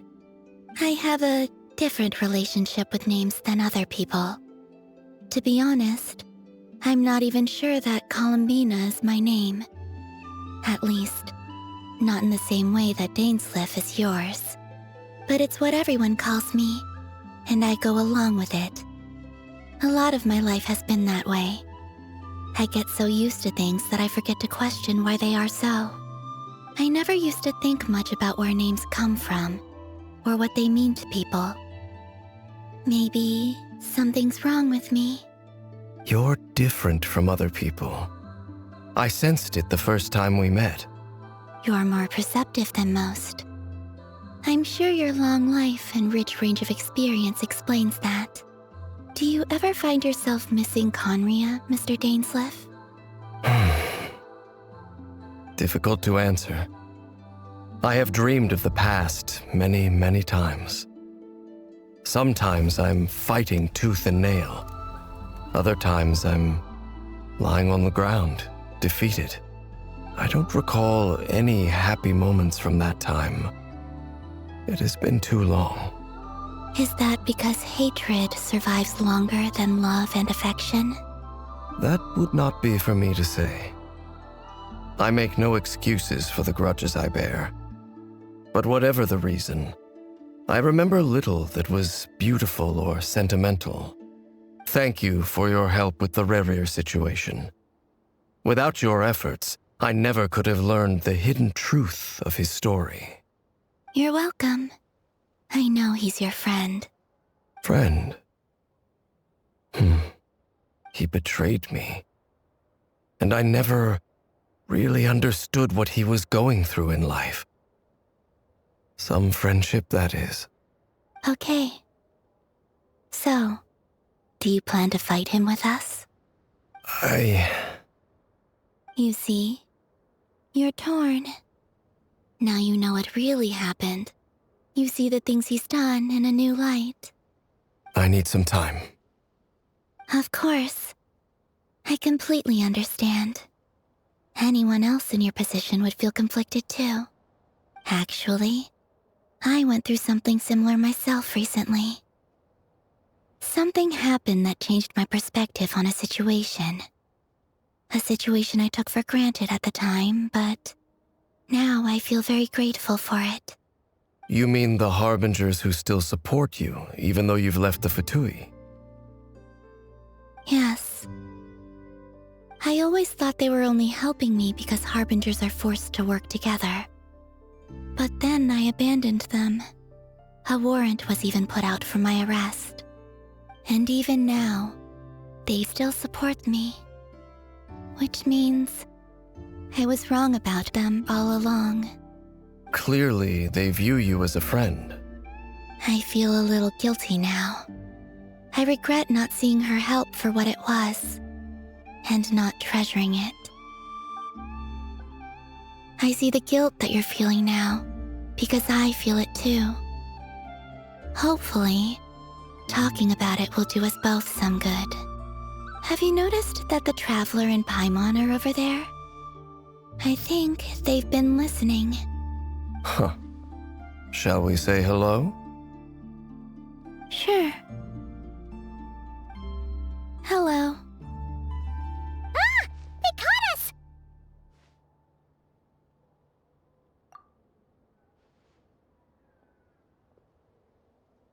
I apologize for making you worry. No doubt you wish to know where I stand on the plan to take down the Rerir of Solnari. I'm afraid I need a little time, but I will seriously consider joining you. You will? Oh, thank you so much! Everyone will be so grateful to hear that! They needn't be. This was something that I was going to have to face up to eventually. That doesn't matter to them. They're grateful to you regardless. You can't control their gratitude, so just accept it. And then, have a think about whether you're willing to join us.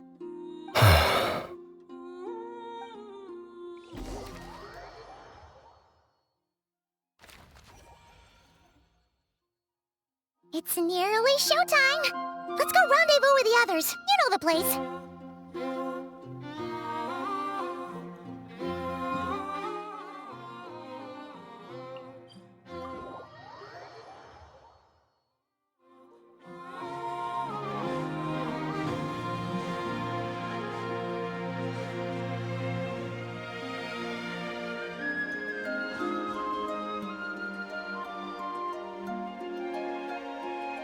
Ah, you're earlier than I expected.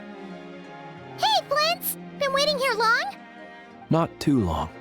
I came a little early so I'd have some time to think. Are you nervous about the battle? Quite the opposite. I'm reminiscing on my past battles. When I was awakened by the Ratniki, I had not touched a weapon in many years. I felt like the battlefield was not where I belonged. But after waging war against the Wild Hunt for so long, I came to realize something. A life of absolute peace is simply not a possibility for me. My restless flame indicates that somewhere inside of me, there is a deep yearning to root out the evil in this world. Oh, that doesn't sound like such a bad thing. Well, in the past, when I was a Fae whose primary concern was hibernation, it was hardly ideal. But it certainly serves me well here in the present. And I am delighted to be able to join forces with you in this endeavor. Looks like I'm not the first to arrive. Ah, Miss Lauma. Did you sleep okay last night? I struggled to settle down at first, because of the nerves. But don't worry. I got enough sleep in the end. I'll be just fine. Please, I'm just doing my part. Never! Over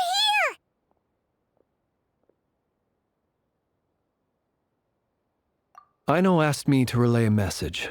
She said Anefa will be on high alert and keep a close watch over all secondary districts where defense is required, providing support as necessary. Meanwhile, Aino herself will provide range support to us directly, using her latest invention. Excellent. My thanks to all involved.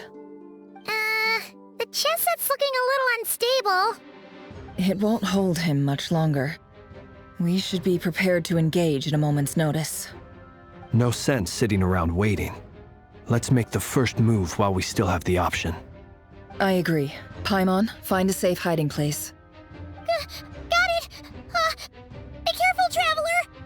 I will.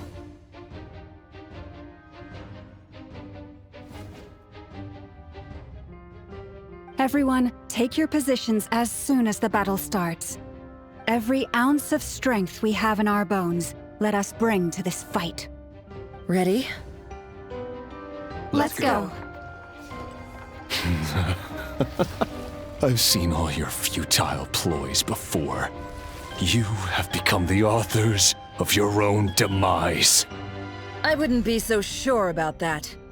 You are merely a moment of sport before I tear down the moon.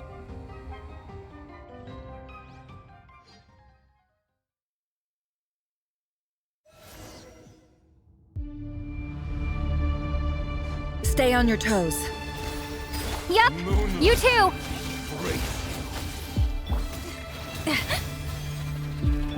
Observe. Close your eyes.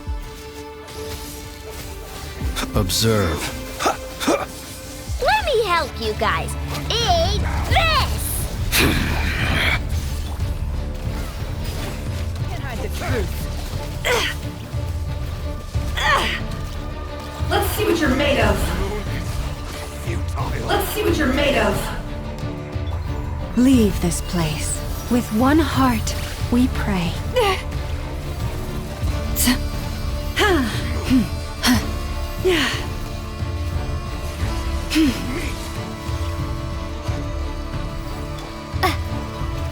Water jet! It all adds up. The mystery unravels. Let's see what you're made of.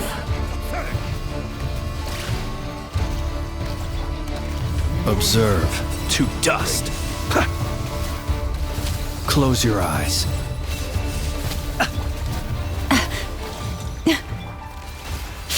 No more lies.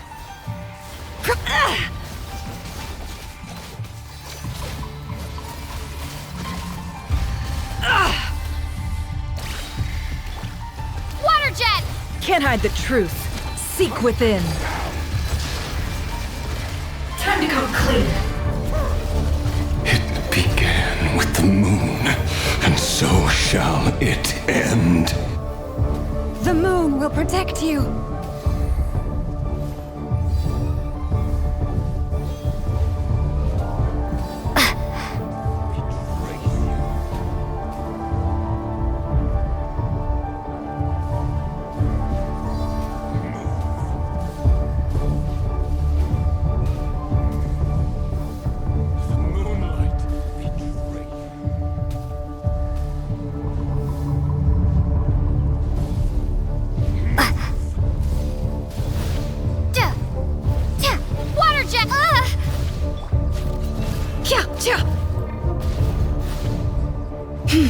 You poor lost lamb.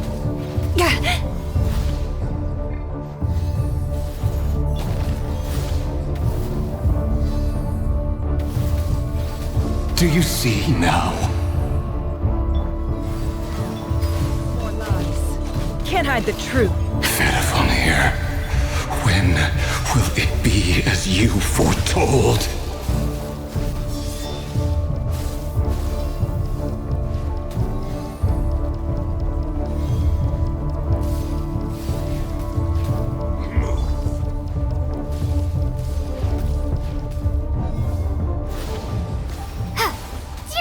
It all adds up. No more lies.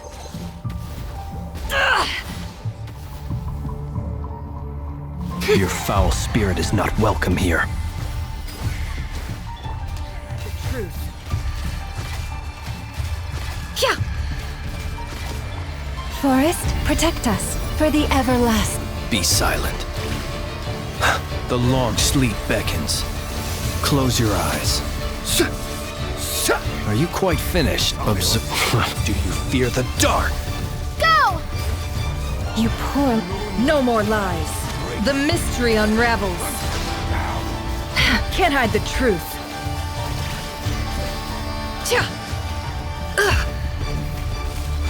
It all falls into place. Go! Forest, protect us by the frost moon of... Close your eyes. Observe. Close your eyes. Do you fear the dark? No more lies. Seek within. Can't hide the... It all falls into place.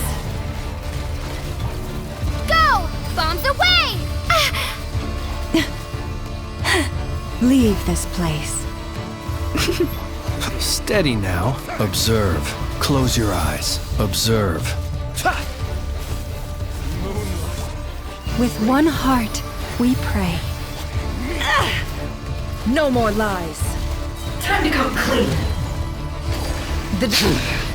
Your little game of heroics is over. Who wants to go first?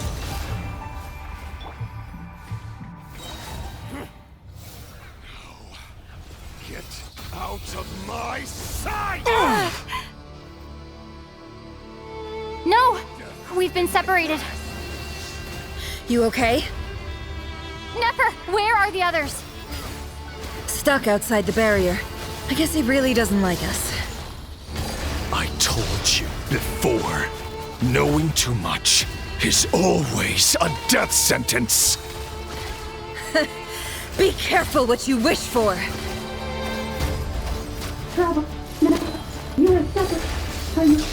Lauma! Can you hear me? Hold on, where? Silence. Voices are gone. But at least I know they're still there. I need to focus. Stick to the plan. Remember my most important task. Just keep stalling him. If I can stall him for long enough, the moment will come. It all adds up. It all falls into place.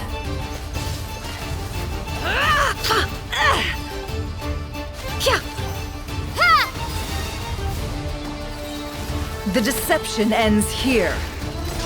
It all falls into place. It all falls into place.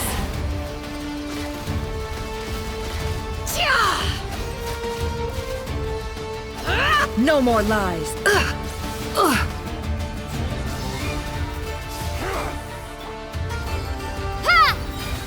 Bombs away! Can't hide the truth. Seek within. Time to come clean.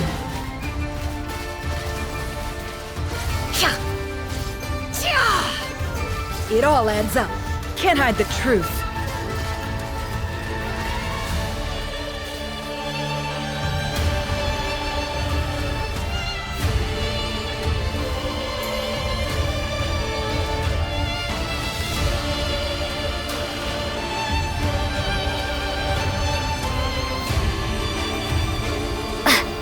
I've got this.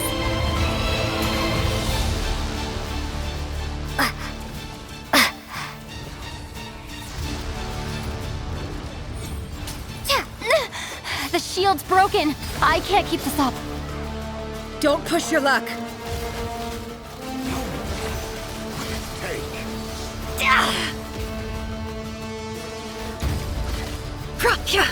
No more.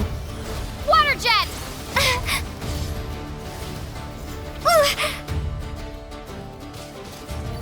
Ha!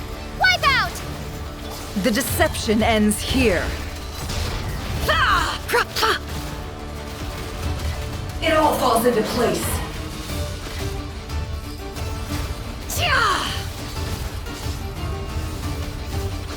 Let's see what you're made of.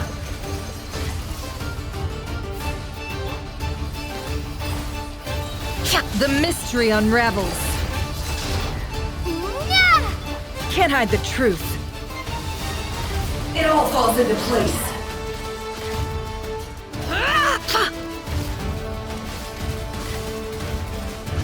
Time to come clean. It all adds. Wipe out! The deception ends here. Can't hide the truth. Let's see what you're made of. It all adds up. How unfortunate. Let's see what you're made of. No more lying.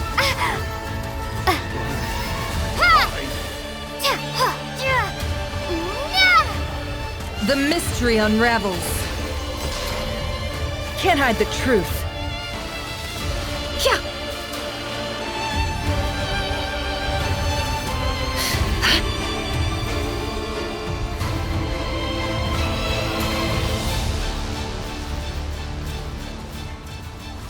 Curses.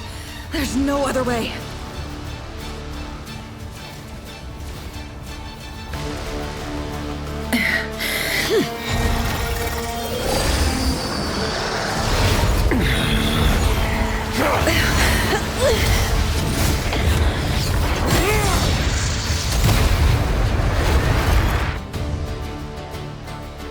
The only way to defeat Rarer is to borrow his own power.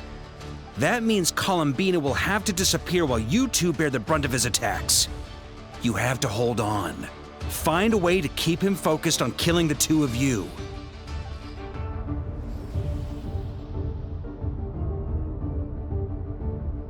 Never!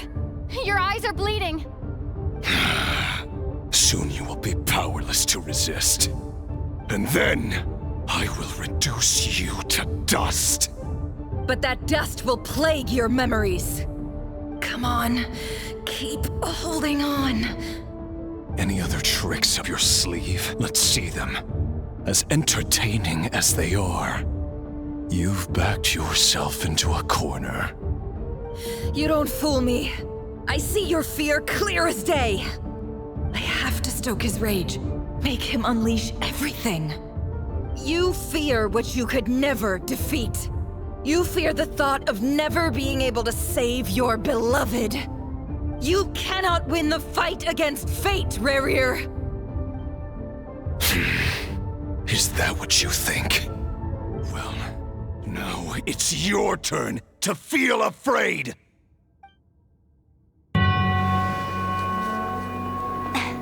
You fear the sound of your own name? Is it us you hate? Or is it what you've become? Let's see what becomes of you!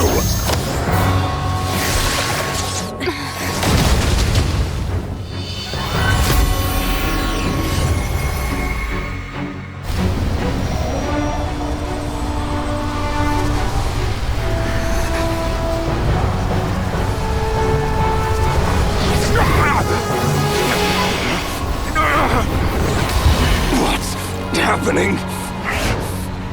That power. I've seen it before.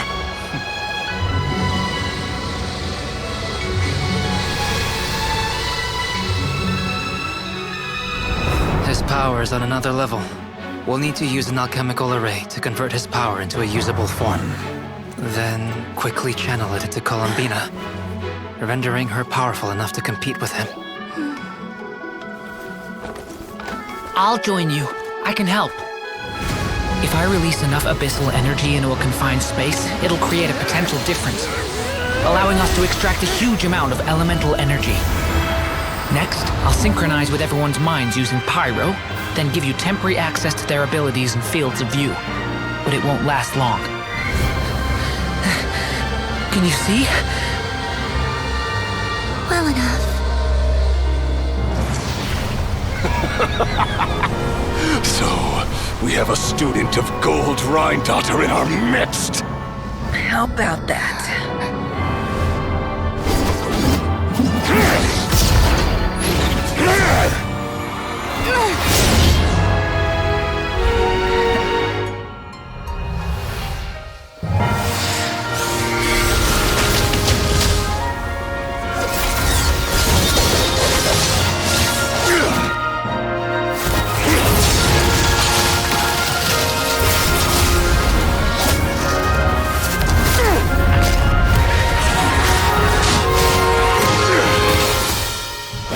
You use my own power against me?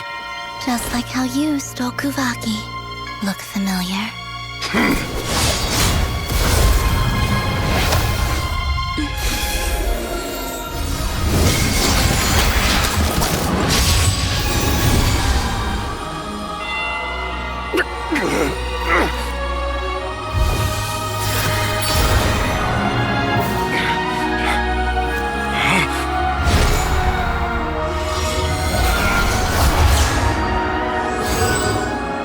Don't you realize? You don't have the power to hold that gate open! I don't, but someone else does.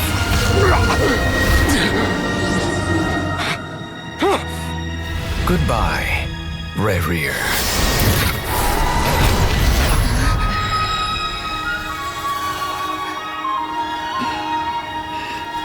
We won.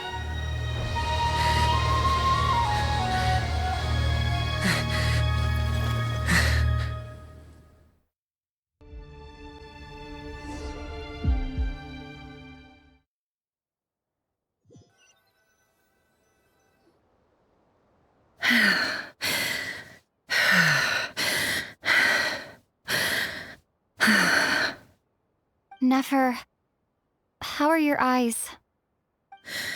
They're fine. Apart from the blindness, of course.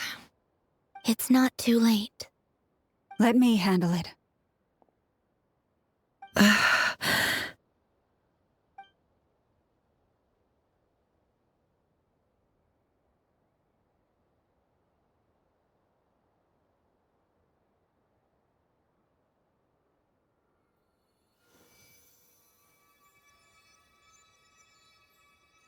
Miss Nefer, it's not like you to lose your composure.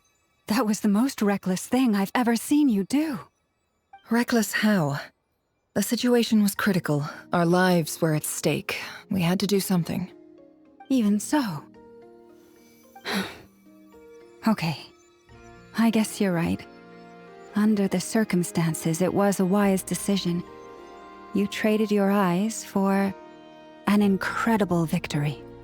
In business terms, I suppose that's a huge return on investment.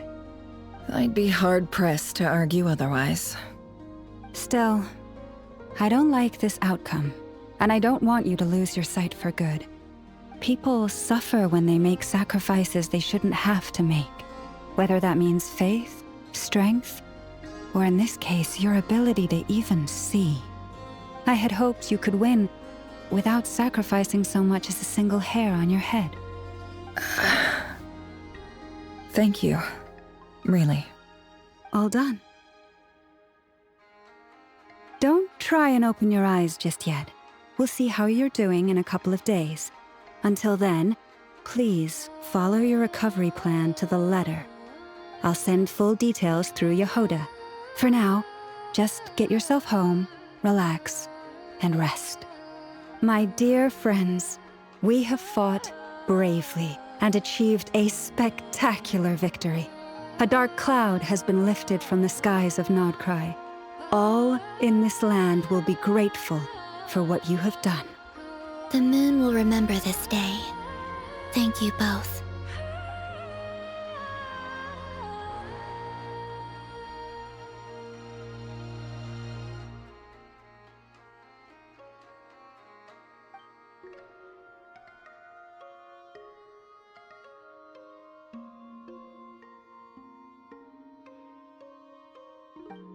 There's something I want to let you know. What is it? When Durin connected everyone's minds so I could access their powers, I also felt everything they felt. And since Nefer's eyes were injured, my eyes are hurting now too.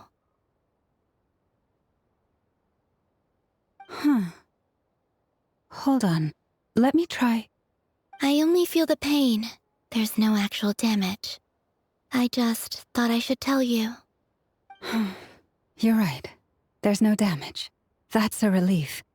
But I must say, I'm surprised to hear the Kutar share something like this with me. In the past, you never used to open up about yourself. Things are a little different now from how they were. I'm learning to share how I truly feel with my friends. Friends? You have no idea how glad I am to hear that.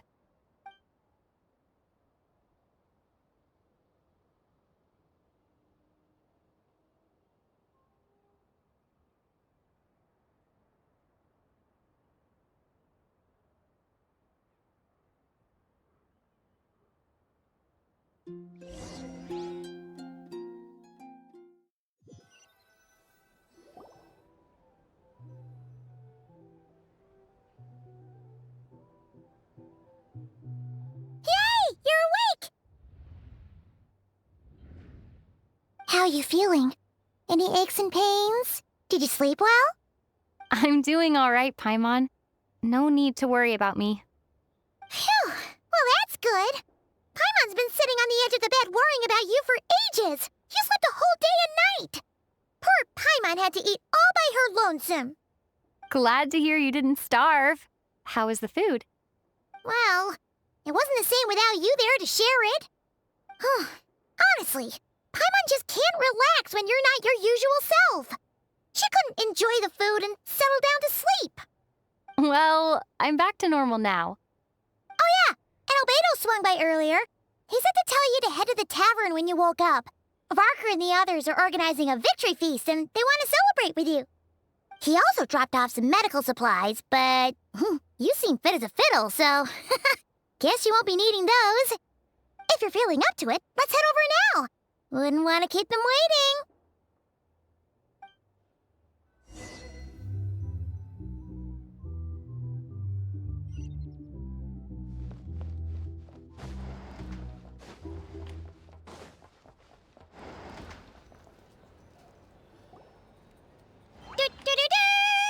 We're here!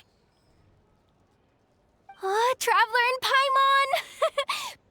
Perfect timing! We were literally just saying how there's no way we're holding this victory feast without you any longer, and we would have postponed it till tomorrow. How are you feeling today? Much better, thanks. Don't worry about me. Relieved to hear it. If that changes, just let me know. Happy to check you over at any time. Yep, we're here for you. Anything you need, just let us know. Oh wait, where's Nefer? How are her eyes doing? Nefer's right over there. I'm sure she'd love to catch up with you.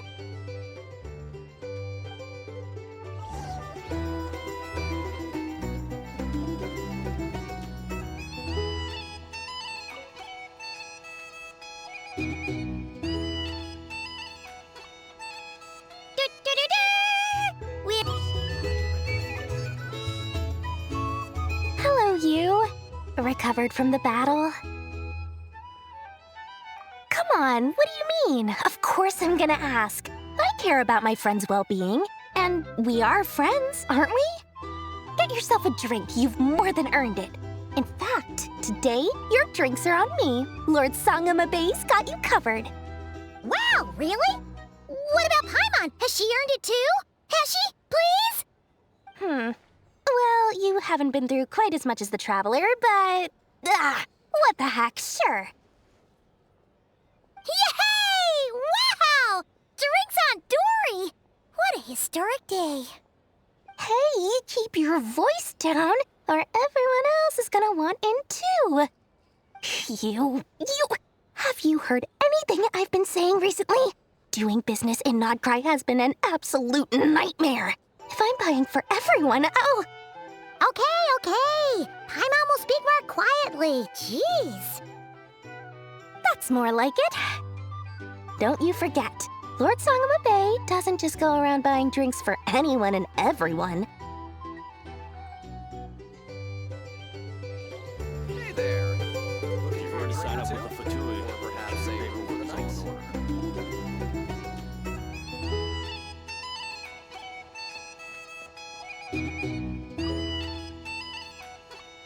I thought of 1,000 ways to congratulate you, but now you're here, words are failing me. The honorary knight stuns them speechless once again. Well said. The honorary knight showed us all how it's done. The other knights tell me that Mondstadt was the first stop on your journey. All of us are truly delighted to count you as our friend. I'd like to thank you for supporting the Knights of Favonius, and also for helping us save Krai.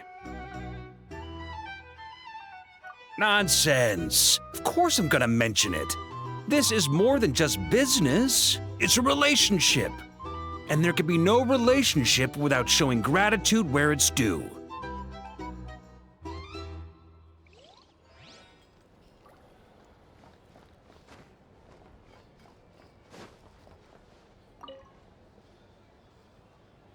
I see you've recovered? You bet. Snooze your way to a full recovery. Glad to hear it. A healthy body is paramount. Nothing else in life is possible without it. So take it slow. You can't afford an injury. Paimon, too! You really saved the day when you swooped in to open that gateway. I came to accept that although Rerir was my friend in the past, here and now, he was an enemy that must be defeated. Though I will never fully understand what happened between us, I could not let this crisis deepen any further. We fought a very necessary battle, and you played your part admirably. Yeah! And if you ever need to talk, just remember, we're always here. I'll do that.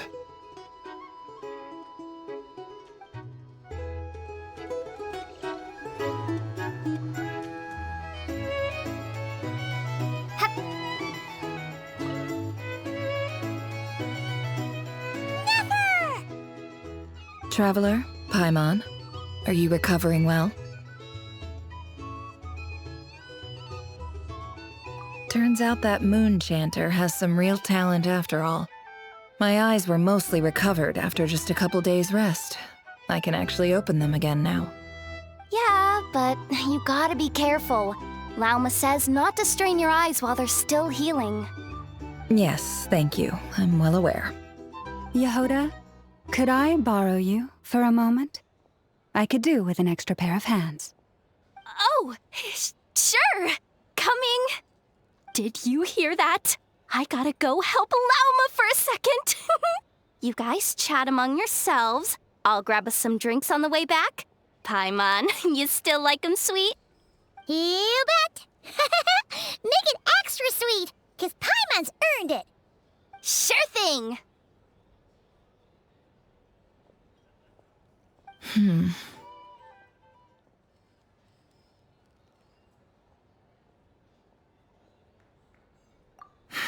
The Raker of Solnari. Kind of a snake, don't you think?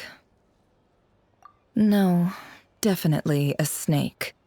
A poisonous one who spewed his venomous hatred everywhere. Anyone who seeks revenge out of hatred for other people has become a snake. That's something my dad used to say. Perhaps. I'm sure it sounds like a very wise and open-hearted perspective to your ears. But me? I think hatred is a perfectly justifiable emotion. What else is left when everything you depended on in life gets stripped away? Something's gotta fuel that drive to keep on living. If you're worried about me, you can nip that in the bud. I'm not someone who gets stuck in the past. It's just... I suddenly feel like I was wrong to call my father a liar. He was just a fool. That's why the Academia turned their back on him, and why the other tribes ganged up on him. Oh, Father. How much better things could have been if you were a skilled liar. Look at the Ibis King. Thoth is a fiendishly cunning liar. And yet, strangely, he feels more like a father to me than my real dad ever was. He's never brought it up, but I'd bet he feels the same way. Why else would he give me the power to perceive the truth, while at the same time training me in the art of deception? Well, King Deshret banished him to Aru, which is essentially a prison, and posed 3 questions to him. He promised that he'd have his freedom if he could find the answers. His response was to take on a physical form and approach me, hoping that I could become his envoy and search for one of the answers on his behalf. Did he really think I'd fall for that? He's stuck there. He can't make me return what he gave to me. So that's enough for you to decide he's nice, is it? He's a prisoner, and he was scared. So he decided to perform some good deeds to win people's approval. He lives in fear because he's a deceiver. How is Rerir any different? You can't work as a spy your whole life and expect a happy ending. It's preposterous. Yet I can't say I don't understand it. Liars live in the darkness of their own making, but it's still human nature to want to go on living. They say that a liar's soul is the most worthless thing in the world. What do you think?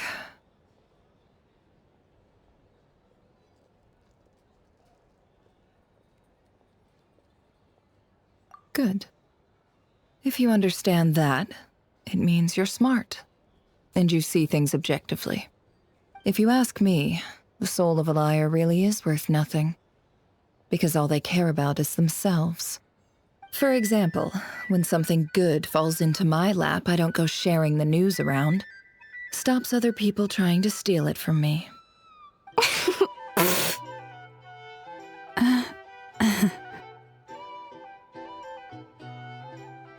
So be it. They have sharp ears. I can't keep anything from them.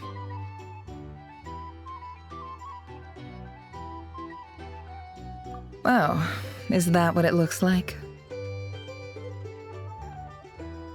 Well, you all know my past now, and I can't simply eliminate everyone who knows too much. So I guess I just have to put up with you, for the foreseeable future at least. When you find yourself in a situation you can't control, the safest play is to keep calm and start monitoring everyone involved like a hawk. In the intelligence world, you need to have a sense of perspective and play your hand accordingly. If you understand what's at stake, please ensure my secret is safe with you. I trust you'll respect my wishes as a friend. But don't forget, I will all... Very good. Oh, wait! Now that the panic's over and we've all calmed down, Paimon suddenly remembered something. After all that build-up, our mystery ally never showed up even once!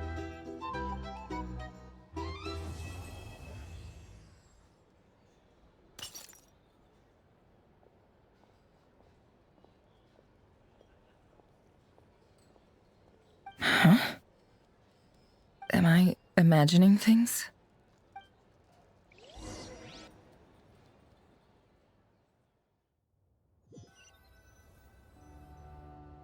So, that close colleague who stayed behind with you?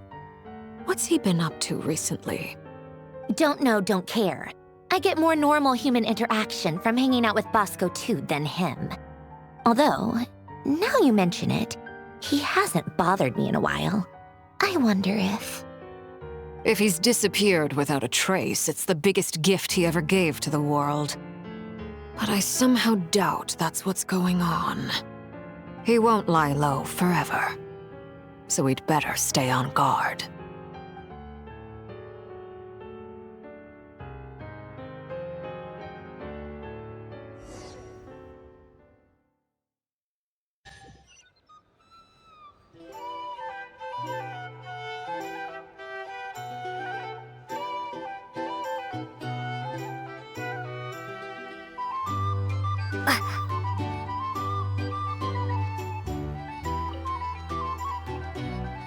How have you been holding up?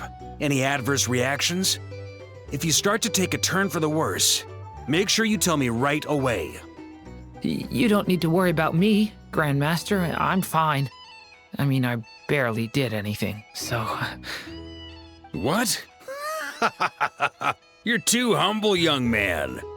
You played an indispensable role in the battle for Krai. We can't thank you enough for your support. Sometimes, when people praise you, it's because you deserve it. The best thing is to accept it calmly and with grace.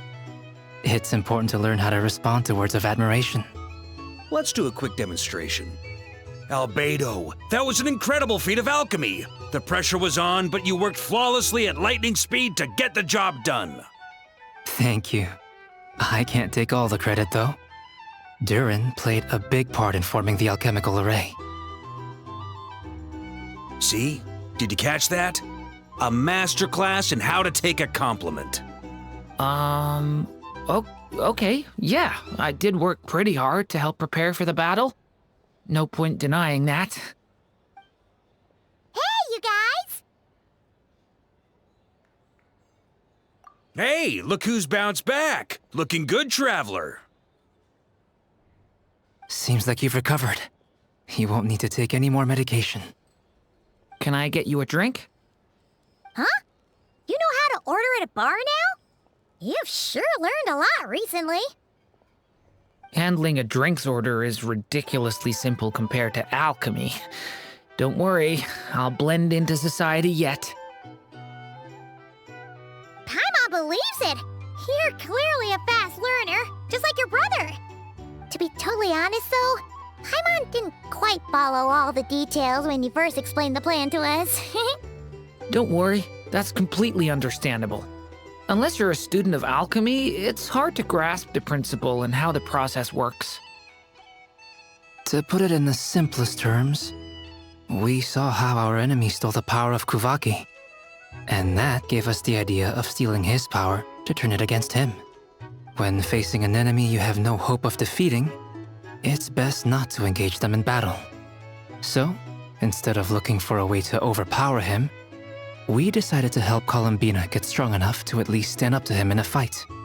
For this to work, we had to analyze his modes of attack, confirm who his main target was, and make sure that he wouldn't go beyond the range of the alchemical array. For added security, we prepared a total of 4 arrays. But to mitigate the impact of the battle, we identified one location in particular as the ideal spot, which is where the confrontation took place. The alchemical array absorbed his abyssal power.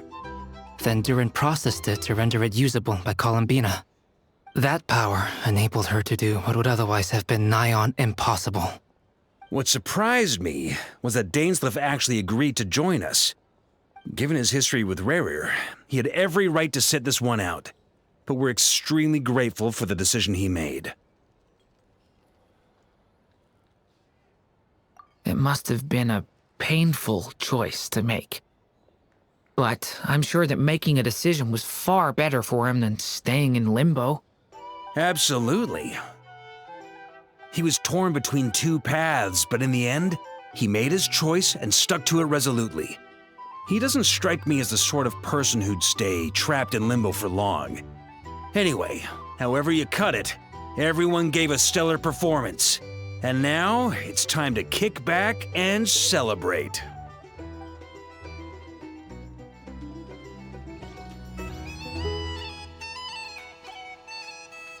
If you're here to sign up with the Fatui, make sure your paperwork is all in order. A drink? Or some information? Either way, there. Looking for a drink or two? Or perhaps a room for the night? Ah, Lord Sangamabe. How lovely to see you. I must thank you for the device you provided. It was an enormous help. Would I be right in thinking that it was developed by the Academia? Why come and ask me when you clearly know already? I mostly came to thank you. That's more like it. A little gratitude goes a long way with Lord Sangama Bay. Play your cards right, and you might even stand a chance of becoming my long-term supplier. The chance to work with such a kind and charitable investor as yourself would be a great honor for the Curatorium. Huh? Charitable? Who said anything about charity? First I'm hearing about it. Let's see.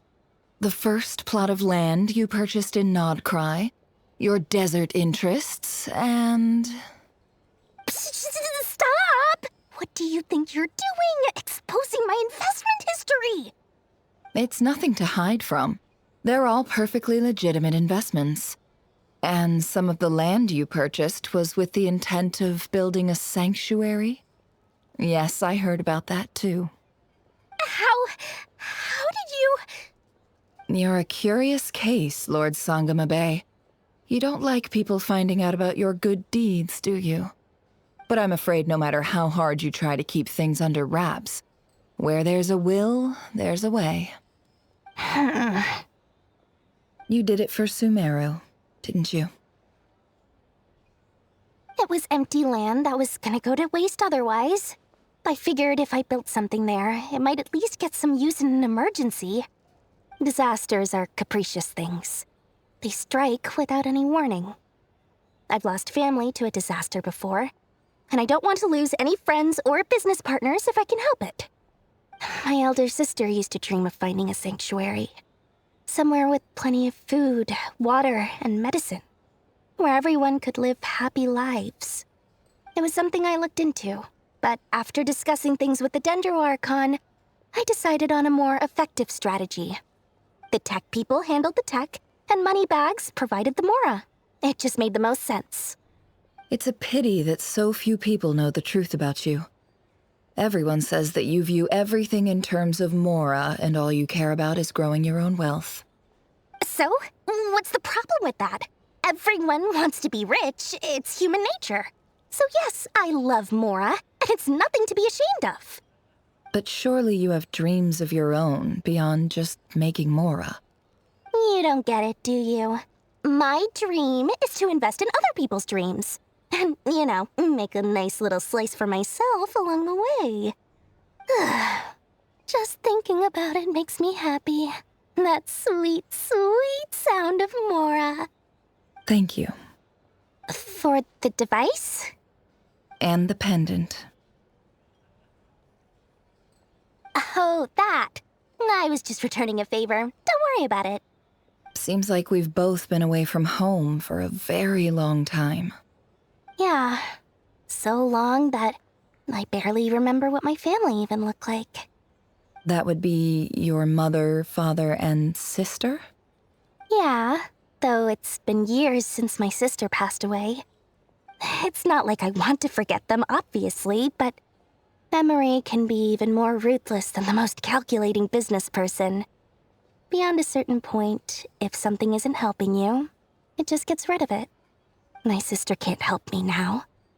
Slowly but surely, her face is fading from my mind's eye. It's become a vague impression. Not everything will fade. When loved ones pass away, the beautiful memories are the ones that last the longest. Yeah, that's true. If you ask me, that's the one silver lining in all of it. Well, that, plus, I'm sure that life is much better now than it was back then.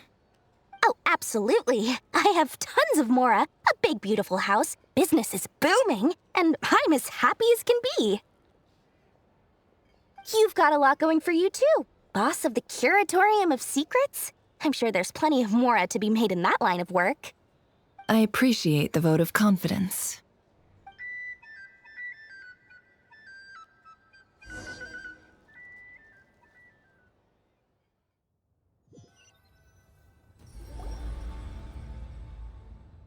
That's the only reason you're here.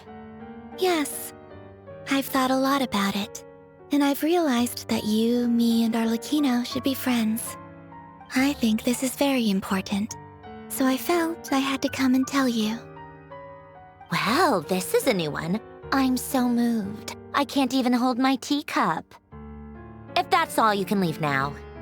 Do you not want to be friends with me?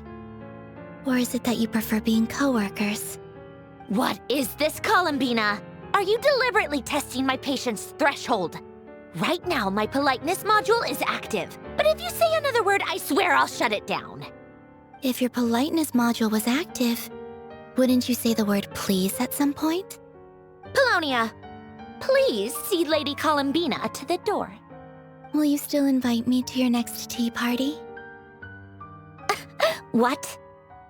Yes, I think you will. Bye-bye, dear Sandrone.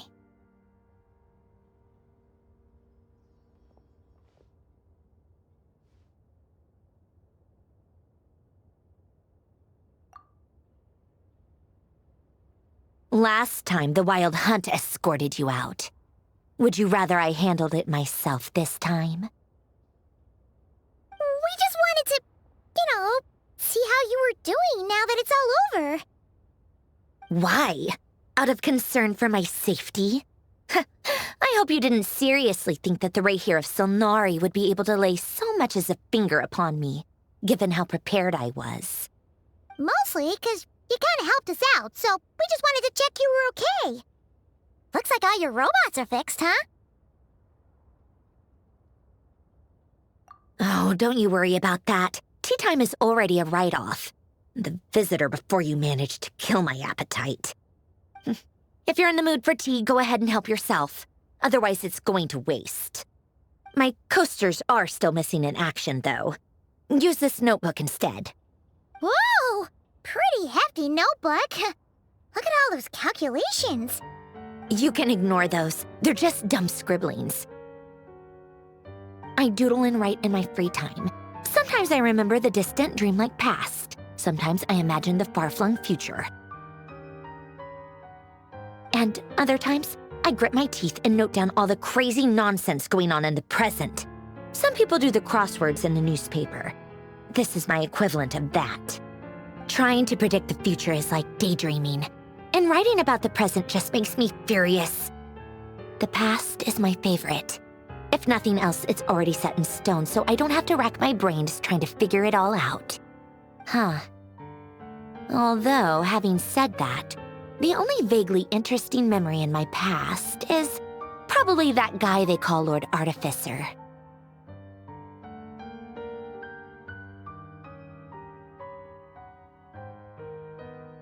Who else? Pretty much all the mecha and Fontaine are his personal handiwork. Wait, are you saying you know him? Like, personally? As a friend? I mean, I guess we were friendly enough. Yep. In fact, I'm probably the only normal person left who knew him at all. We used to chat occasionally back when he was still around. Before he passed away, he asked me to destroy all his manuscripts. I honored his request, but I did read through everything first before destroying them. I mean, I couldn't let the genius of Lord Artificer Alain Guillotin disappear like that. Would have been such a waste. So, that's where the formulas in your notebook are from?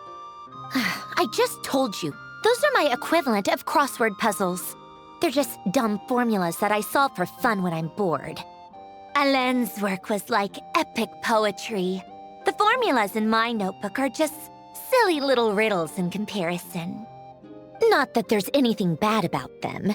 I mean, at least, solving those riddles isn't going to hurt anyone. Except me, 'cause I lose a few brain cells in the process. Anyway, while we're on the topic, I might as well tell you about what happened to him and his friends. Alain Guillotin had two close buddies, Renee and Jacob. They spent their childhood years together in the Narzissenkreuz Institute. They were all quite competitive, so there was some rivalry between them, but it was a friendly rivalry.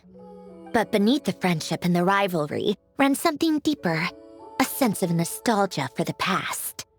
Unfortunately, childhood would end, the prophecy would come true, the apocalypse would arrive, and the future would never be. A mad dream that would normally only capture the minds of lunatics begin to take root in their hearts. A dream of saving the world. And if Renee and Alain had been people of lesser wits, that dream would probably have ended up as something for them to joke about in their older years. But alas, they were some of the sharpest minds around. They nurtured that dream with the full power of their intellect, and it grew into something that ate away at their souls. The first of them to fall under its spell was Renee. Against Alain's wishes, he persisted in experimenting on a mutual friend of theirs to try and save their life. Alain did not approve and parted ways with Renee. It's complicated. Alain wanted to believe that Renee only did what he did for the sake of their friendship. But when he told me about what happened, I could tell he still had some suspicions about Renee's motives. Perhaps the seed that would grow into a nightmare had already sprouted in Renee's mind. Even then, the next time they met, Renee's soul had been completely engulfed by the dream of salvation. His futile attempt to change the tide of fate only resulted in a wave that swallowed up the world, even before the apocalypse came. And although that wave died down eventually, I hear that it just recently came back with a vengeance. As I understand, Renee wanted to live out his dream of salvation once more. But I'm told that the attempted resurgence finally died out for good. At long last, Renee awoke from his deluded dream. Though of course by then it was far too late. What do you think of Renee? Do you admire his transcendent genius? His view that any price was worth paying to achieve the lofty goal of saving the world? Or do you despise him?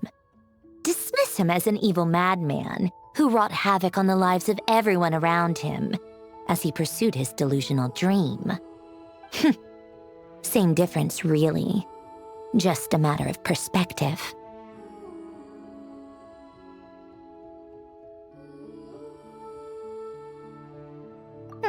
What a cop-out. But I suspect you'd have a more incisive and insightful answer if we dug into it further. I don't like fanatics who give up their whole lives for their ideology. Nor do I like fools who let their delusions take control. Maybe I could understand if Renee had just been an ordinary person. But he had a sage-like intellect.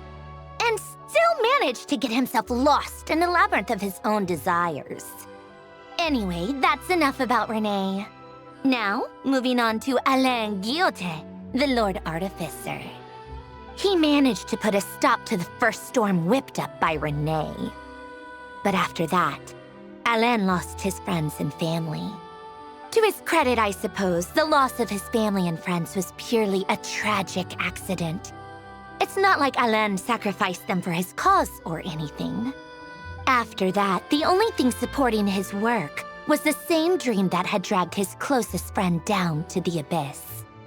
But although the desire to save Fontaine drove him to found the Fontaine Research Institute, Alain continued to reject any form of transcendental knowledge or power.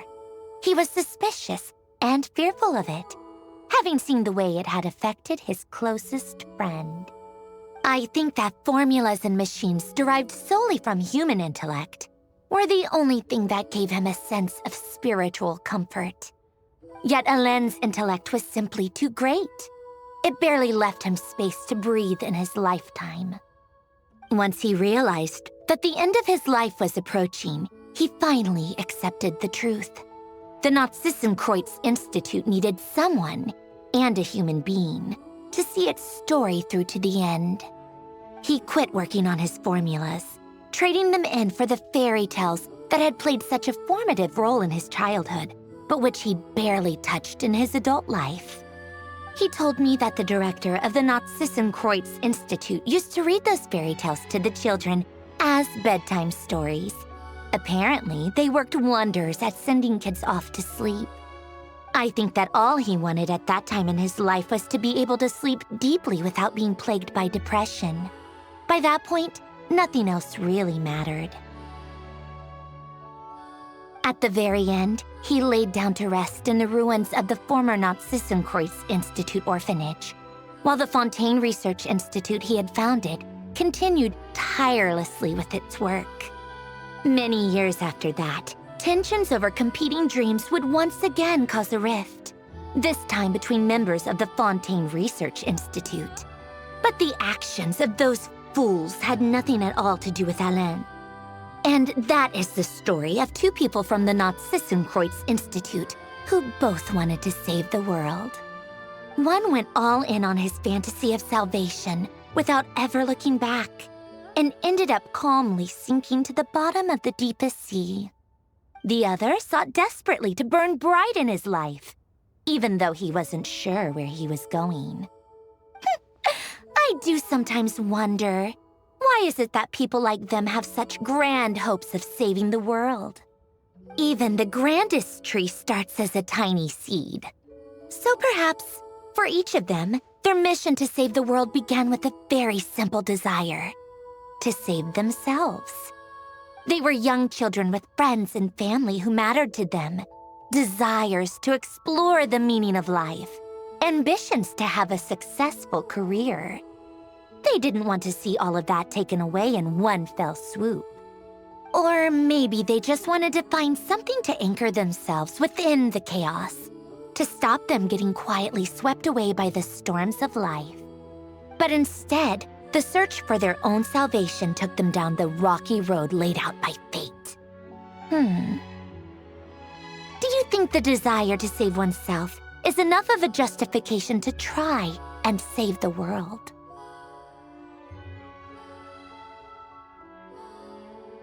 You don't know? I guess that's a fair answer. At least you're not trying to hide your confusion. Alain was much more straightforward about it. I asked him the same question back when he was in his prime, putting all of his energy into his work. Yes, it's enough. That was all he said before getting right back to his work. He was always that way. All right, tea time's over. I owe Arlecchino a favor for telling me these stories. I'll have to bring a whole sack of gifts the next time I visit the House of the Hearth. I'm gonna go tinker with Polonia now. You guys can do whatever you want, as long as it doesn't involve interrupting me. Polonia, exit hibernation mode. Begin diagnostics.